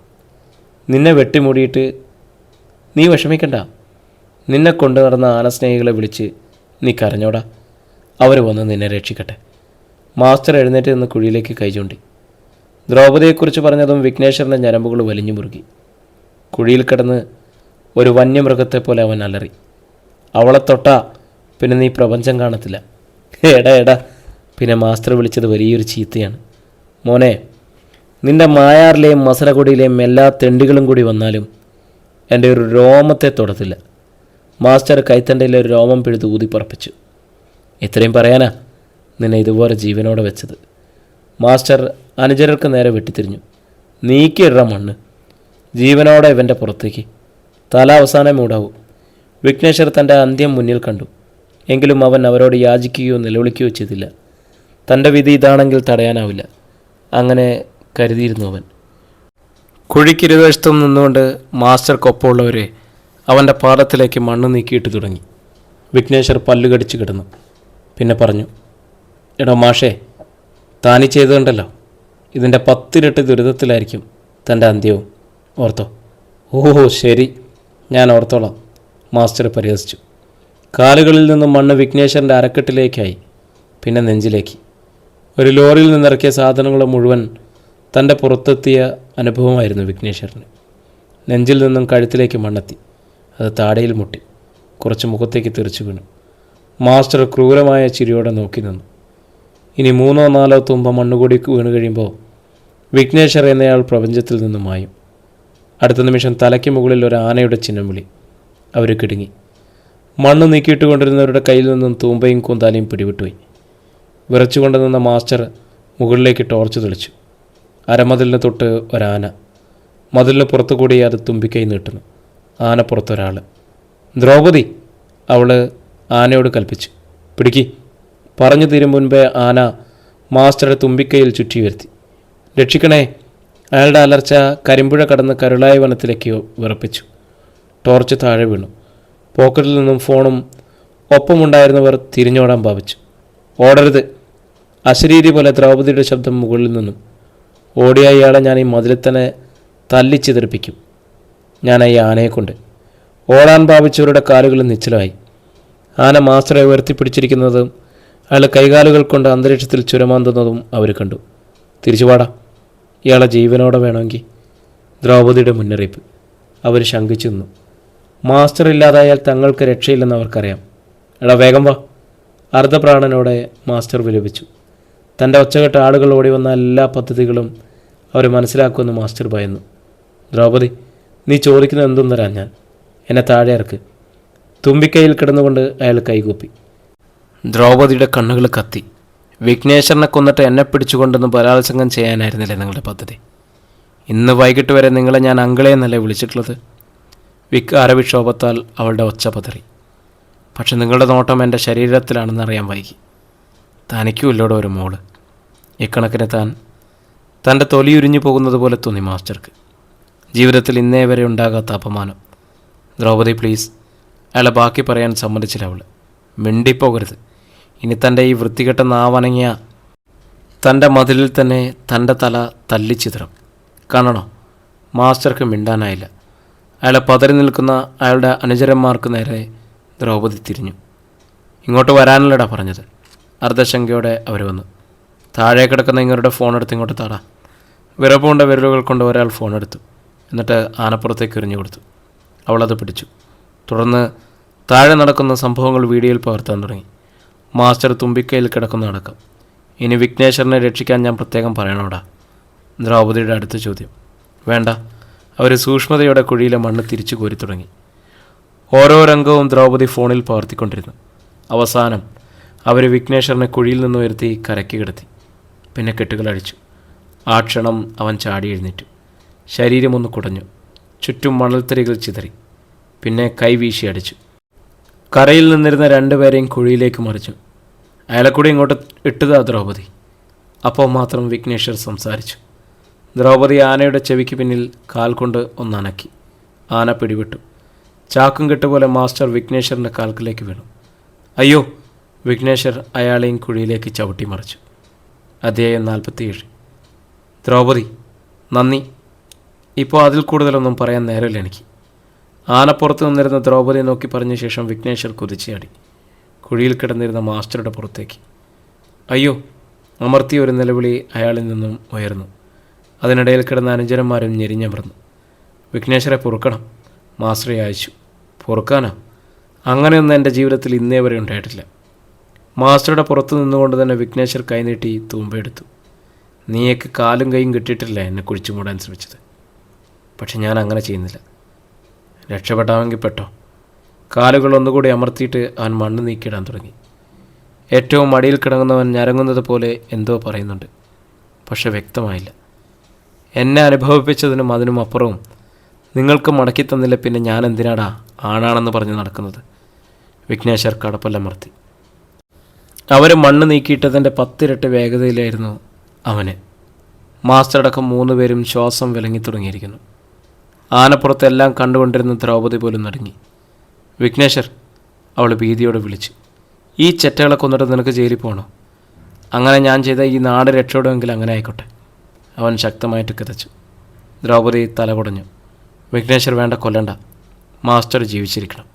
ഇയാളുടെ യഥാർത്ഥ സ്വഭാവം ഞാൻ ഫോണിൽ പകർത്തിയിട്ടുണ്ട്. ആ നാട്ടുകാരെ മുഴുവൻ കണ്ടോളും. അതോടെ ഇയാൾ ഒന്നുമല്ലാതായി തീരും. വിഘ്നേശ്വർ തൂമ്പ് താഴെയിട്ടു. നിനക്കുറപ്പാണോ? അതെ. അവൻ മാസ്റ്ററുടെ പുറത്തു നിന്നും കാല് മാറ്റി. യുവന്മാർ ആരെങ്കിലും ഓടാൻ ശ്രമിച്ചാൽ ആനയെക്കൊണ്ട് പിടിപ്പിച്ച് മതിലടിച്ചേക്കണം, വിഘ്നേശ്വർ പറഞ്ഞു. അത് ഞാനേറ്റു. ദ്രൗപദി സമ്മതിച്ചു. മാസ്റ്റർ ആയാസപ്പെട്ട് കുഴിയിൽ നിന്നും കയറി. അയാൾ തളർച്ചയോടെ തറയിലേക്ക് ഇരിക്കാൻ ഭാവിച്ചു. ഇരിക്കരുത്, വിഘ്നേശ്വർ കൈ ചൂണ്ടി. ഈ കുഴിയിൽ കിടക്കുന്നവന്മാരെ തൻ്റെ തന്ത വന്ന് വലിച്ചേറ്റിക്കൊണ്ടുപോകുമോ? മാസ്റ്റർ ദയനീയമായിട്ട് അവനെ നോക്കി. എന്നോട് ക്ഷമിക്കൂ വിഘ്നേശ്വർ. ചെറ്റേ. അവൻ അയാളുടെ മൂക്കടച്ച് ഒരാട്ടാട്ടി. പിടിച്ചു കയറ്റടോ അവരെ. അവൻ തൂമ്പയെടുത്ത് ഓങ്ങി. അതോ വീണ്ടും ഞാൻ വെട്ടിമൂടണം? ആയാസകരമായിരുന്നു മാസ്റ്ററുടെ ജോലി. ആദ്യം കുഴിയിൽ നിന്നും കയറിയവനും കൂടെ ചേർന്ന് അടുത്തയാളെ ഉയർത്താൻ ഭാവിച്ചപ്പോൾ വിഘ്നേശ്വർ തടഞ്ഞു. ഇങ്ങോട്ട് മാറി നിൽക്ക്. ആ ജോലി അങ്ങേരെ ഒറ്റയ്ക്ക് ചെയ്തോളൂ. അവസാനം വല്ലവിധേനയും രണ്ടാമനെയും കൂടി മാസ്റ്റർ കുഴിയിൽ നിന്ന് പുറത്തെത്തിച്ചു. ഇനി ഈ 3 രാഷ്ട്രമക്കളും കൂടി ഒന്ന് ചേർന്ന് നിന്നേ, വിഘ്നേശ്വരുടെ അടുത്ത കൽപ്പന. എന്തിനെന്ന് മനസ്സിലായില്ലെങ്കിലും അവർ പേടിയോടെ നിരന്നു നിന്നു. കാരണം അവരുടെ തലയ്ക്ക് മുകളിൽ തുമ്പിക്കൈ നീട്ടിപ്പിടിച്ച ആനയുണ്ട്. മധ്യത്തിലായിരുന്നു മാസ്റ്റർ. അനുയായികളുടെ ഇരുവശത്തും. വിഘ്നേശ്വർ ചൂടുകൾ അളക്കും പോലെ അവർക്ക് തൊട്ടു മുന്നിലെത്തി. പിന്നെ മിന്നൽ കണക്കെ ഇരുവശത്തു നിന്നവരുടെയും തലകൾ പിടിച്ചതും മാസ്റ്ററുടെ സിരസിലാക്കാക്കി ഒറ്റയിടി. പൊതിച്ച തേങ്ങകൾ ചേർത്തിടിക്കും പോലെ ഒരു ശബ്ദം. അമ്മേ! അവരുടെ നിലവിളി പകുതിക്ക് മുറഞ്ഞു. തലയ്ക്കുള്ളിൽ നക്ഷത്രങ്ങൾ മിന്നി. പ്രപഞ്ചം തന്നെ നിശ്ചലമായ അവസ്ഥ. മാസ്റ്റർ ബോധരഹിതനായതുപോലെ താഴേക്ക് വീണു. വിഘ്നേശ്വർ മണ്ണ് കുഴഞ്ഞു പറ്റിയ അയാളുടെ ഷട്ടിൽ കുത്തിപ്പിടിച്ചുയർത്തി മതിലിലേക്ക് ചേർത്തു. പിന്നെ കാൽമുട്ട് മടക്കി ഒറ്റയടി കൂടി. അടിവയർ പിളർന്നത് പോലെയായിരുന്നു മാസ്റ്റർ വാ തുറന്നു. കണ്ണുകൾ പുറത്തേക്കുന്തി. പക്ഷെ ശബ്ദം മാത്രം പുറത്തു വന്നില്ല. വിഘ്നേശ്വർ, മതി. ആനപ്പുറത്തിരുന്നു കൊണ്ട് ദ്രൗപദി വീണ്ടും വിളിച്ചു പറഞ്ഞു. നീ പേടിക്കണ്ട. അവൻ മുകളിലേക്ക് നോക്കി. ഇയാളെ ഞാൻ കൊല്ലത്തില്ല. പക്ഷെ ഓരോന്നിനും ഓരോ അവസാനങ്ങളുണ്ടായിരിക്കണം. അത് വളരെ വിചിത്രവും പുതുമയുള്ളതുമാണ്. ഞങ്ങളെ മസനഗുഡിക്കാരങ്ങനെയാണ്. പറഞ്ഞതും അവനൊരു കുറ്റിച്ചെടിയുടെ കൈ കനത്തിലുള്ള കമ്പടർത്തിയെടുത്തു. അതിൻ്റെ ഇലകൾ ഊരിക്കളഞ്ഞു. അതൊരു ചൂരൽ പോലെ തോന്നി. വിഘ്നേശ്വർ തറയിൽ കിടന്നിരുന്ന ടോർച്ചെടുത്ത് ചുറ്റും തെളിച്ചു. തൻ്റെ കൈകാലുകൾ വരിഞ്ഞു കിട്ടിയിരുന്ന കയറ് അവിടെ കിടക്കുന്നത് കണ്ടു. അവനതെടുത്തു. ടോർച്ച് കക്ഷത്തിൽ നീട്ടി വെച്ചുകൊണ്ട് കൽപ്പിച്ചു. നീട്ടിനട കൈ. 3 പേരും കൈകൾ മുന്നോട്ട് നീട്ടി. അവൻ അവരുടെ കൈകൾ പരസ്പരം ചേർത്ത് കെട്ടി. എന്നിട്ട് മരച്ചിലകൾ ഓങ്ങി നടന്ന മുറ്റത്തേക്ക്. പിന്നിൽ നിന്നും അവൻ കമ്പ് നീട്ടി അവരുടെ പുറത്തടിച്ചു. വിഘ്നേശ്വർ, വേണ്ട. നീ ചോദിക്കുന്ന എന്തും തരും ഞാൻ. മാസ്റ്റർ പിന്നെ അയച്ചു. എങ്കിൽ താടാ, എൻ്റെ അച്ഛനെ ജീവനോടെ. അല്ലാതെ പിന്നെ എനിക്ക് എന്ത് തരാനാ? കുറച്ച് കാശോ? അത് 8 മടക്കി തൻ്റെ അണ്ടർവെയറിൻ്റെ പോക്കറ്റ് വെച്ചോ. അവൻ മാടുകളെ ചേർത്ത് കെട്ടി നടക്കുന്ന പോലെ അവരെ മുറ്റത്തേക്ക് നയിച്ചു. താൻ വെറും വട്ടപൂജ്യമാവുകയാണെന്ന് മാസ്റ്റർ അറിഞ്ഞു. ഈ നിലയിൽ തന്നെ വല്ലവരും കണ്ട, ദ്രൗപദി, നീ ആനയെ കൊണ്ടുപോയി തളച്ചോ, അവൻ നിർദ്ദേശിച്ചു. ഇപ്പോഴും വിഘ്നേശ്വരുടെ ഉദ്ദേശമെന്നൊന്ന് ശരിക്കും മനസ്സിലായിട്ടില്ല ദ്രൗപദിക്ക്. എങ്കിലും വേഗത്തിൽ ആനയെ കൊണ്ടുപോയി തളച്ചിട്ട് അവൾ മടങ്ങി വന്നു. വിഘ്നേശ്വർ അപ്പോഴേക്ക് 3 മുറ്റത്തെത്തിച്ചിരുന്നു. ഇനി എന്താ പരിപാടി? അവൾ വിഘ്നേശ്വരനെ നോക്കി. അവൻ പല്ലമർത്തി. പലപ്പോഴും പല സത്യങ്ങളും കുഴിച്ചു മൂടുകയാണ് ദ്രൗപദി. വിടാതെ പാടില്ല. ഈ മാസ്റ്റർ എന്ന് പറയുന്ന ഭൂലോക എരപ്പാളിയെ ശരിക്കൊന്നും ചോദ്യം ചെയ്താൽ ആരും ഒരിക്കലും അറിയാത്തതും പലതും പുറത്തു വരുമെന്ന് എൻ്റെ മനസ്സ് പറയുന്നു. ഇനി അതിൻ്റെ പേരിൽ എന്ത് ശിക്ഷ വന്നാലും അത് അനുഭവിക്കാൻ ഞാൻ തയ്യാറാണ്. വിഘ്നേശ്വർ ഒന്ന് നിർത്തി. പിന്നെ ഇയാളുടെ ഫോണിൽ നീ പകർത്തിയ ദൃശ്യങ്ങളുണ്ടല്ലോ, അത് നമുക്ക് വേണ്ടിവരും. തൽക്കാലം ആ ഫോൺ നിൻ്റെ കയ്യിൽ തന്നെ ഇരിക്കട്ടെ. ദ്രൗപദി മൂളി. ശരി, ഒന്നും സംഭവിച്ചില്ല എന്ന് കരുതി നീ പോയി സുഖമായിട്ട് ഉറങ്ങിക്കോ. അപ്പോൾ വിഘ്നേശ്വർ. ദ്രൗപദിയുടെ പുരുകം ചുളിഞ്ഞു. ഇവർക്കൊരു കൂട്ടുവേണ്ടേ? രാത്രിയിൽ കരിമ്പുഴ കടന്ന് കാട്ടാനകൾ വന്ന് ഇവരോട് പക വീട്ടിയാലോ? അതുകൊണ്ട് ഞങ്ങൾ വല്ലതും മിണ്ടിയും പറഞ്ഞിരുന്നോളാം. മനസ്സില്ലായ്മയോടെ ദ്രൗപദി ബംഗ്ലാവിനുള്ളിലേക്ക് പോയി. നേരം പുലർന്നു. സുലോചന ഉണർന്നു. കിടക്കയിൽ മാസ്റ്ററെ കണ്ടില്ല. ചില ദിവസങ്ങളിൽ മാസ്റ്റർ നടക്കാൻ പോകാറുണ്ട്. അങ്ങനെ ആയിരിക്കുമെന്ന് അവർ കരുതി. തിരിച്ചു വരുമ്പോൾ അയാൾക്കുള്ള ചൂടുള്ള ചായ വേണം. അത് നിർബന്ധമാണ്. സുലോചന അടുക്കളയിൽ പോയി. ഭാനു രാവിലെ തന്നെ ജോലികൾ തുടങ്ങിയിരുന്നു. അവളുടെ മുഖം വല്ലാതിരിക്കുന്നത് സുലോചന ശ്രദ്ധിച്ചു. എന്താടി, ഇന്നലെ ഉറങ്ങിയില്ലേ? സുലോചനയുടെ ചോദ്യം കേട്ട് ഭാനു നടുങ്ങി. ഉറങ്ങാൻ പറ്റില്ല ചേച്ചി, വിളർച്ചയോടെ അവൾ അറിയിച്ചു. സുലോചനയുടെ കണ്ണുകൾ കൂർത്തു. എന്താ കാര്യം? ആ വേട്ടക്കാരൻ ചത്തുകയാണോ? ആര്, വിഘ്നേശ്വരോ? സുലോചന സംശയിച്ചു. എങ്ങനെ ചാവാൻ? ഇനി അത് പറഞ്ഞില്ലെങ്കിൽ എൻ്റെ ഹൃദയം പൊട്ടിപ്പോവും ചേച്ചി. ഭാനു ഒറ്റക്കരച്ചിലായിരുന്നു. സുലോചനയ്ക്കൊന്നും പിടികിട്ടുന്നില്ല. നീ കാര്യം പറ ഭാനു. അവർക്ക് ദേഷ്യം വന്നു. ഭാനുവിൻ്റെ സ്വരം വിറച്ചു. ഇന്നലെ ഞാൻ അയാളുടെ കറിയിൽ വിഷം ചേർത്തു. വഞ്ചകി! നടുക്കത്തോടെ സുലോചന കൈവരിച്ച് അവളുടെ കർണത്തൊന്ന് കൊടുത്തു. ഭാനുവിൻ്റെ കയ്യിലിരുന്ന സ്റ്റീൽ പാത്രം വലിയ ഒച്ചയിൽ തറയിൽ വീണു. എന്തിനാണ് നീ അങ്ങനെ ചെയ്തത്? അത് അവളെ പരുങ്ങി. അത് മാഷ് പറഞ്ഞിട്ടാ. സുലോചനയിൽ അടുത്ത ഞെട്ടൽ. മാഷ് പറഞ്ഞാൽ എനിക്ക് ചെയ്യാതിരിക്കാൻ പറ്റുമോ? പക്ഷെ തൻ്റെ ഭർത്താവ് അത്തരക്കാരനാണെന്ന് അവർക്ക് വിശ്വസിക്കാനായില്ല. ഈശ്വര! പിറുപിറുത്തുകൊണ്ട് അവർ ബെഡ്റൂമിലേക്ക് ഓടി. മാസ്റ്റർ മടങ്ങി വന്നിട്ടില്ല. വരുന്നുണ്ടോ എന്നറിയാൻ വാതിൽ തുറന്ന് സിറ്റൗട്ടിലേക്ക് ഇറങ്ങി. പെട്ടെന്ന് തീയിൽ ചവിട്ടിയതുപോലെ സുലോചന നിന്നു. മുറ്റത്തിൻ്റെ നടുക്ക് ചെളിയിൽ കുഴഞ്ഞ 3 പേര് കുത്തിയിരിക്കുന്നു. അവർക്ക് പിന്നിൽ കസേരയിൽ ചാരിയിരിക്കുന്ന ഒരാൾ.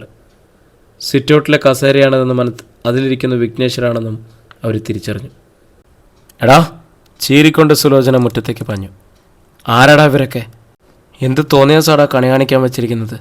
വിഘ്നേശ്വര ചിരിച്ചു. നിങ്ങളൊന്ന് സൂക്ഷിച്ച് നോക്ക്, ഇവരെ പരിചയമുണ്ടോയെന്ന്. അവൻ കസേരയിൽ നിന്നും അനങ്ങിയില്ല. നടുവിൽ തലകുനിച്ചിരിക്കുന്ന മനുഷ്യൻ പെട്ടെന്ന് മുഖമുയർത്തി. സുലോചനെ! ആ ശബ്ദം കേട്ട് അവർ വിറച്ചുപോയി. മാഷ് എന്തായത്? അവരയാളെ അഴിച്ചുവിടാൻ മുന്നോട്ടഞ്ഞു. തൊട്ടുപോകരുത്! ചാടി എഴുന്നേറ്റ വിഘ്നേശ്വർ അലറിക്കൊണ്ട് തറയിൽ കടന്നിരുന്ന കാട്ടുകമ്പ് എടുത്തോങ്ങി. സുലോചന ഭയന്ന് പിന്നോട്ട് മാറി. എങ്കിലും നിലവിളിച്ചു, രക്ഷിക്കണേ! ആ വിലാപം പക്ഷെ വിഘ്നേശ്വർ തടഞ്ഞില്ല. മാസ്റ്ററുടെ മതിലിന് പുറത്തുകൂടി നിലവിളി ചുറ്റുപാടും പാഞ്ഞു. സുലോചന തിരിഞ്ഞോടി. പോലീസിന് ഫോൺ ചെയ്തു. അതിൻ്റെ വിഘ്നേശ്വർ തൻ്റെ വാസസ്ഥലത്തേക്കോടി. തോക്കുമായിട്ട് തിരിച്ചു വന്നു. നിലവിളി കേട്ട് നിധിയും ദ്രൗപദിയും ചിന്നമ്മാളും ഭാനു ഓടിയെത്തി. വിഘ്നേശ്വര മുന്നിൽ കണ്ട് ഭാനു ഭയന്നു. അവൻ അവളെ തറച്ചു നോക്കി. എൻ്റെ അന്നത്തിൽ മയക്കുമരുന്ന് കലർത്തിയതിന് ഈ ചെറ്റ നിനക്ക് എന്ത് തന്നടി രാഷുമോളെ? ഭാനു മിണ്ടിയില്ല. നിധിയും ചിന്നമ്മാളും ഒന്നും പിടികിട്ടാതെ പകച്ചു നിൽക്കുകയാണ്. സുലോചന തിരിച്ചെത്തി. പോലീസ് പോരും, അതോടെ നിൻ്റെ കാര്യത്തിലൊരു തീരുമാനമാവിടെ. അവർ വിഘ്നേശ്വരെ നോക്കി പല്ലിറങ്ങി. ഓ ശരി. അവൻ തോക്കിൻ്റെ പത്തി തറയിൽ കുത്തി തലയുയർത്തി നിന്നു.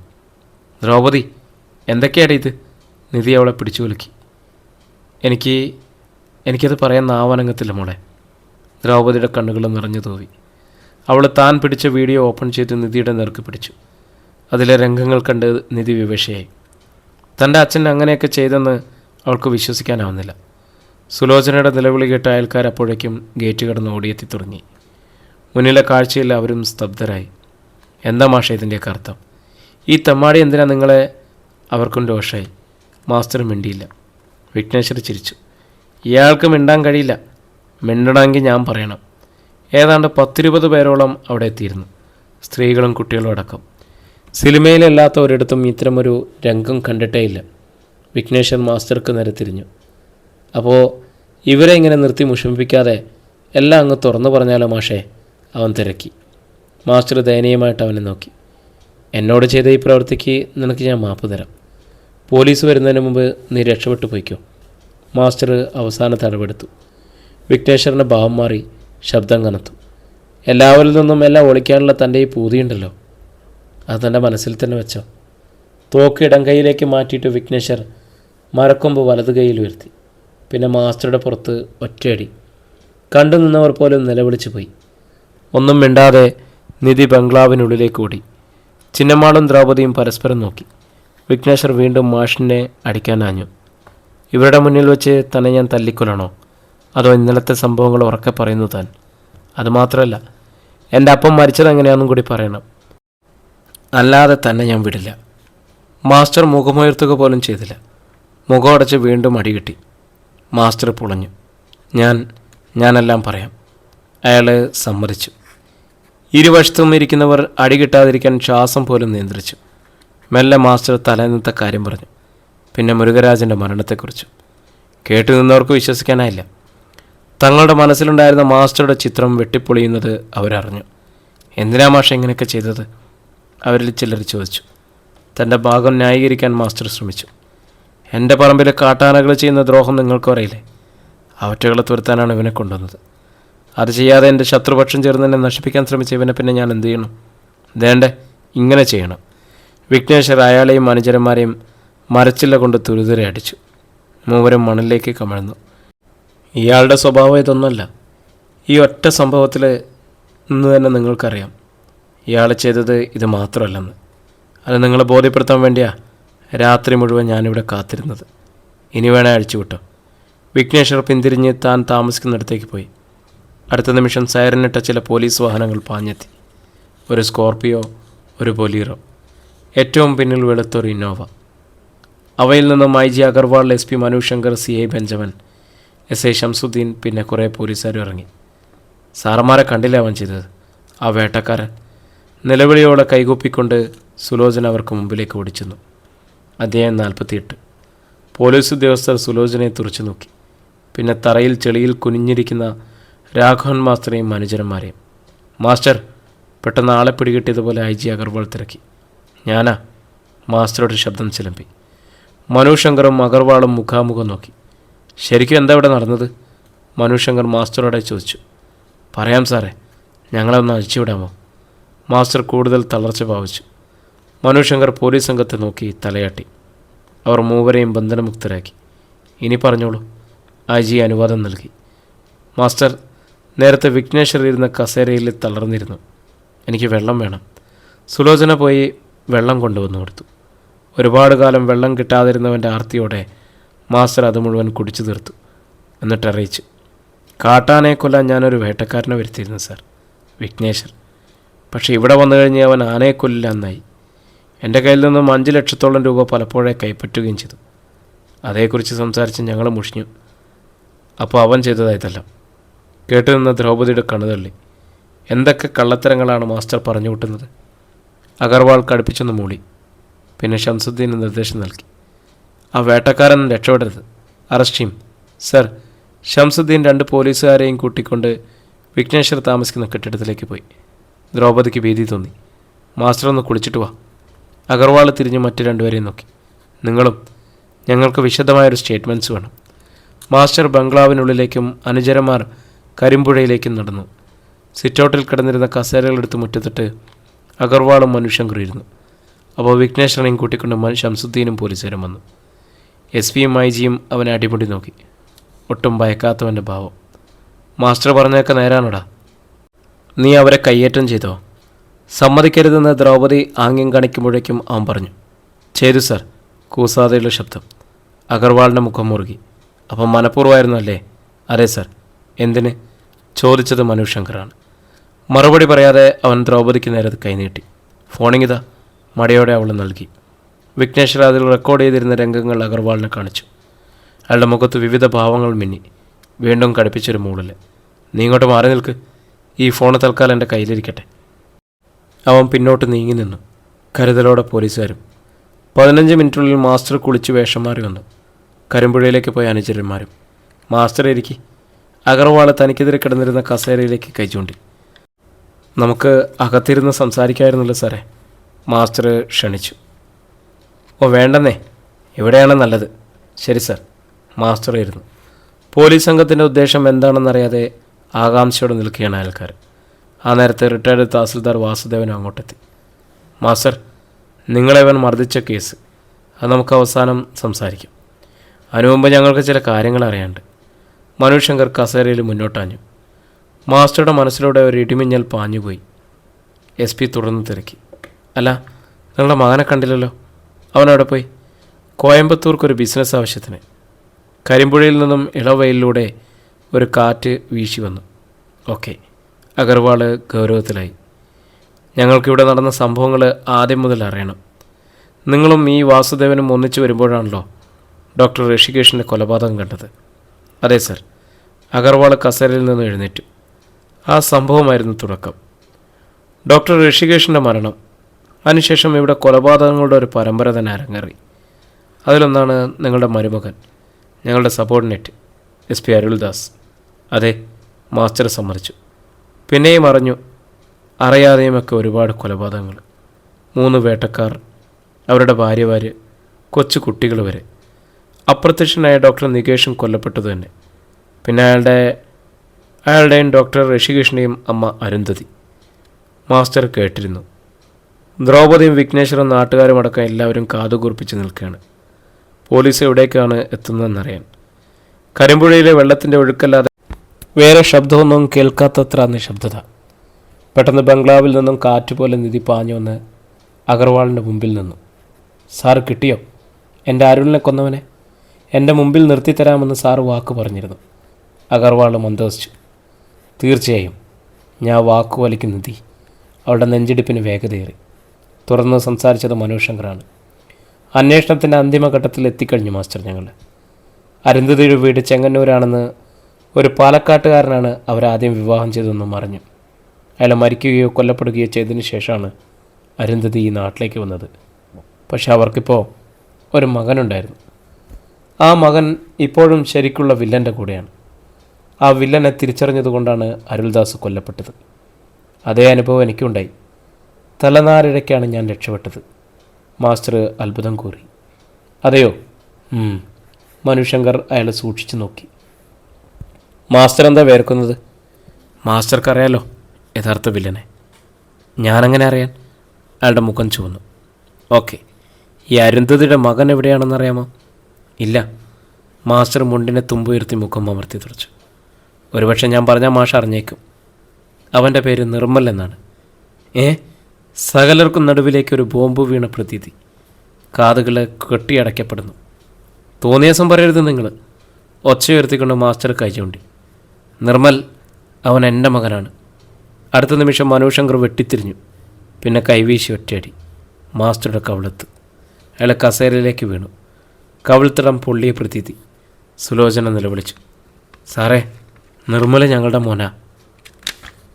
മനുശങ്കറിൻ്റെ കണ്ണുകൾ കത്തി. സുലോചനയ്ക്ക് മുമ്പിലേക്ക് അയാൾ ചുവടുകൾ വെച്ചു. ആ മുഖത്തേക്ക് നോട്ടം നട്ടു. എങ്കിൽ നിങ്ങൾ പറ, അവനെ പ്രസവിച്ചത് ഏത് ഹോസ്പിറ്റൽ വെച്ചാണെന്ന് പറയൂ, അല്ലെങ്കിൽ അവൻ്റെ ബർത്ത് സർട്ടിഫിക്കറ്റ് കാണിക്കൂ. സുലോചന തളർന്നു.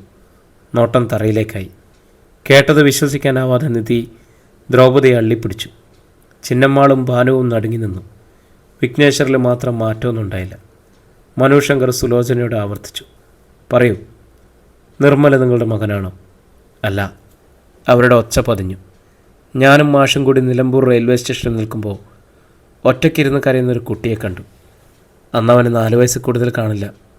ഞങ്ങൾക്കന്ന് മക്കളും ഉണ്ടായിരുന്നില്ല. ആരോ ഉപേക്ഷിച്ച അവനെ ഞങ്ങൾ. സുലോചന പൊട്ടിക്കരഞ്ഞു. മനു ശങ്കർ പുച്ഛിച്ചു, അത് ഒരു നാടകം. നിങ്ങളെ കബളിപ്പിക്കാൻ ഇയാൾ ഒപ്പിച്ച പണി. ആ കുട്ടിയെ അവിടെ കൊണ്ടുവന്നിരുത്തി. നനഞ്ഞ കണ്ണുകളുയർത്തി സുലോചന മാസ്റ്ററെ നോക്കി. പക്ഷേ അയാൾക്ക് പതർച്ചയില്ല. അപ്പോൾ എല്ലാത്തിനും പിന്നിൽ ഞാനാണെന്നാണോ നിങ്ങൾ പറയുന്നത്? മാസ്റ്റർ കടപ്പല്ലമർത്തി അസ്വസ്ഥനായി. എന്നിതുവരെ പറഞ്ഞില്ലല്ലോ. മനു ശങ്കർ തിരിഞ്ഞ് മാസ്റ്റർ ഇരുന്ന കസേരയുടെ ഹാൻഡ് റെസ്റ്റുകളിൽ പിടിച്ചുകൊണ്ട് കുനിഞ്ഞു. പിന്നെ തൻ്റെ കത്തുന്ന മുഖം അയാളേക്ക് അടുപ്പിച്ചു. പക്ഷെ നിങ്ങൾക്ക് പങ്കുണ്ടെന്ന് പറയാം. കാരണം വേട്ടക്കാർ 3 പേരുടെയും ഭാര്യമാരുടെയും മരണത്തിന് പിന്നിൽ നിർമ്മലാണ്. അവനെ രക്ഷിക്കാൻ വേണ്ടി നിങ്ങൾ കൊടുത്ത ലക്ഷങ്ങൾ തിരിച്ചു പിടിക്കാൻ, അവരൊരിക്കലും വാ തുറക്കാതിരിക്കാൻ. അക്കാര്യത്തിൽ മനസ്സറിവുണ്ടായിരുന്നില്ലേ നിങ്ങൾക്ക്? മാസ്റ്റർ മിണ്ടിയില്ല. എങ്ങനെ ഇതൊക്കെ പോലീസ് കണ്ടുപിടിച്ചു എന്നതായിരുന്നു അയാളുടെ ചിന്ത. പെട്ടെന്ന് തന്നെയായിരുന്നു മനു ശങ്കറിൻ്റെ അടുത്ത ചോദ്യം. നിങ്ങൾ ചെങ്ങന്നൂരിൽ ജോലി ചെയ്തിരുന്നോ? ഇല്ല. മാസ്റ്റർ തലവെട്ടിച്ചു. എങ്കിൽ ഞാൻ പറയുന്നു ചെയ്തിരുന്നെന്ന്. ആ കാലത്ത് വടക്കൻ കേരളത്തിലെ ടീച്ചേഴ്സ് ട്രെയിനിങ് സെൻ്ററുകൾ കുറവായിരുന്നത്. അതിനാൽ നിങ്ങൾ TTC പഠിച്ചത് മെഴുവേലിയിൽ പത്മനാഭോദയം ടീച്ചേഴ്സ് ട്രെയിനിങ് ഇൻസ്റ്റിറ്റ്യൂട്ടിൽ. അതിനുശേഷം നിങ്ങൾ ചെങ്ങന്നൂരിലൊരു മാനേജ്മെൻറ്റ് സ്കൂളിൽ അധ്യാപകനായിട്ട് കുറേ കാലം ജോലി ചെയ്തു. പിന്നീട് ഗവൺമെൻറ് സർവീസിൽ ജോലി കിട്ടിയപ്പോഴാണ് ഈ നാട്ടിലേക്ക് തിരിച്ചു വന്നത്. ഒന്ന് നിർത്തിയിട്ട് മനു ശങ്കർ പോക്കറ്റിൽ നിന്നും ഒരു ഗ്രൂപ്പ് ഫോട്ടോ വലിച്ചെടുത്തു. അയാളുടെ മുഖത്തിന് നിരപ്പിടിച്ചു. ചെങ്ങന്നൂരിൽ ചെന്നപ്പോൾ അനന്തകൃഷ്ണൻ കാണിച്ച ആൽബത്തിൽ നിന്നെടുത്ത ഫോട്ടോ. പിന്നെ അതിലൊരാളുടെ ചിത്രത്തിൽ വിരൽ തൊട്ടു. ഈ നിൽക്കുന്നത് നിങ്ങളല്ലെന്ന് പറയാമോ? മാസ്റ്റർക്ക് ഉത്തരം മുട്ടി. തൊണ്ട ചുട്ടുപഴുത്തു. മനു ശങ്കർ നിവർന്നു. എന്നിട്ട് എല്ലാവരും കേൾക്കെ പറഞ്ഞു, കോടീശ്വരനും വിഭാര്യനും 2 മക്കളുടെ അച്ഛനുമായ ഒരു ഡോക്ടർ നന്ദകുമാറിൻ്റെ ഭാര്യ പദവി അരുന്ധതിക്ക് സമ്മാനിച്ചത് ഇയാളാണ്. കാരണം ഇയാളും ഡോക്ടറും സഹപാഠികളുമായിരുന്നു. വെള്ളയും ഇട്ട് നിങ്ങളുടെ മുമ്പിൽ മാന്യനായി നടക്കുന്ന ഇയാൾ, അതിനു പിന്നിൽ ഇയാൾ കൃത്യമായി തയ്യാറാക്കിയ ഒരു തിരക്കഥയുണ്ടായിരുന്നു. നന്ദകുമാറിന് അരുന്ധതിയിൽ വിശ്വാസമുണ്ടായിക്കഴിഞ്ഞപ്പോൾ അയാളെയും കൊന്നു. ഒരു പ്രൈവറ്റ് ബസ് അയാളുടെ കാറിൽ ഇടിപ്പിച്ചു. ആർക്കും സംശയം തോന്നാത്ത തരത്തിൽ. തീർന്നില്ല. ഗ്രീൻ ലൈഫ് എന്ന പേരിൽ ഒരു സംഘടന ഉണ്ടാക്കി, ആദിവാസികളുടെ ക്ഷേമത്തിനെന്ന മറവിൽ. അവിടേക്ക് വിദേശത്തുനിന്നും കോടികൾ മറഞ്ഞു. ഡോക്ടർ ഋഷികൃഷ്ണനെ ഉപയോഗിച്ച് അവരുടെ ബ്ലഡ് സാമ്പിളുകൾ ശേഖരിച്ച് വിദേശികൾക്ക് വിറ്റു.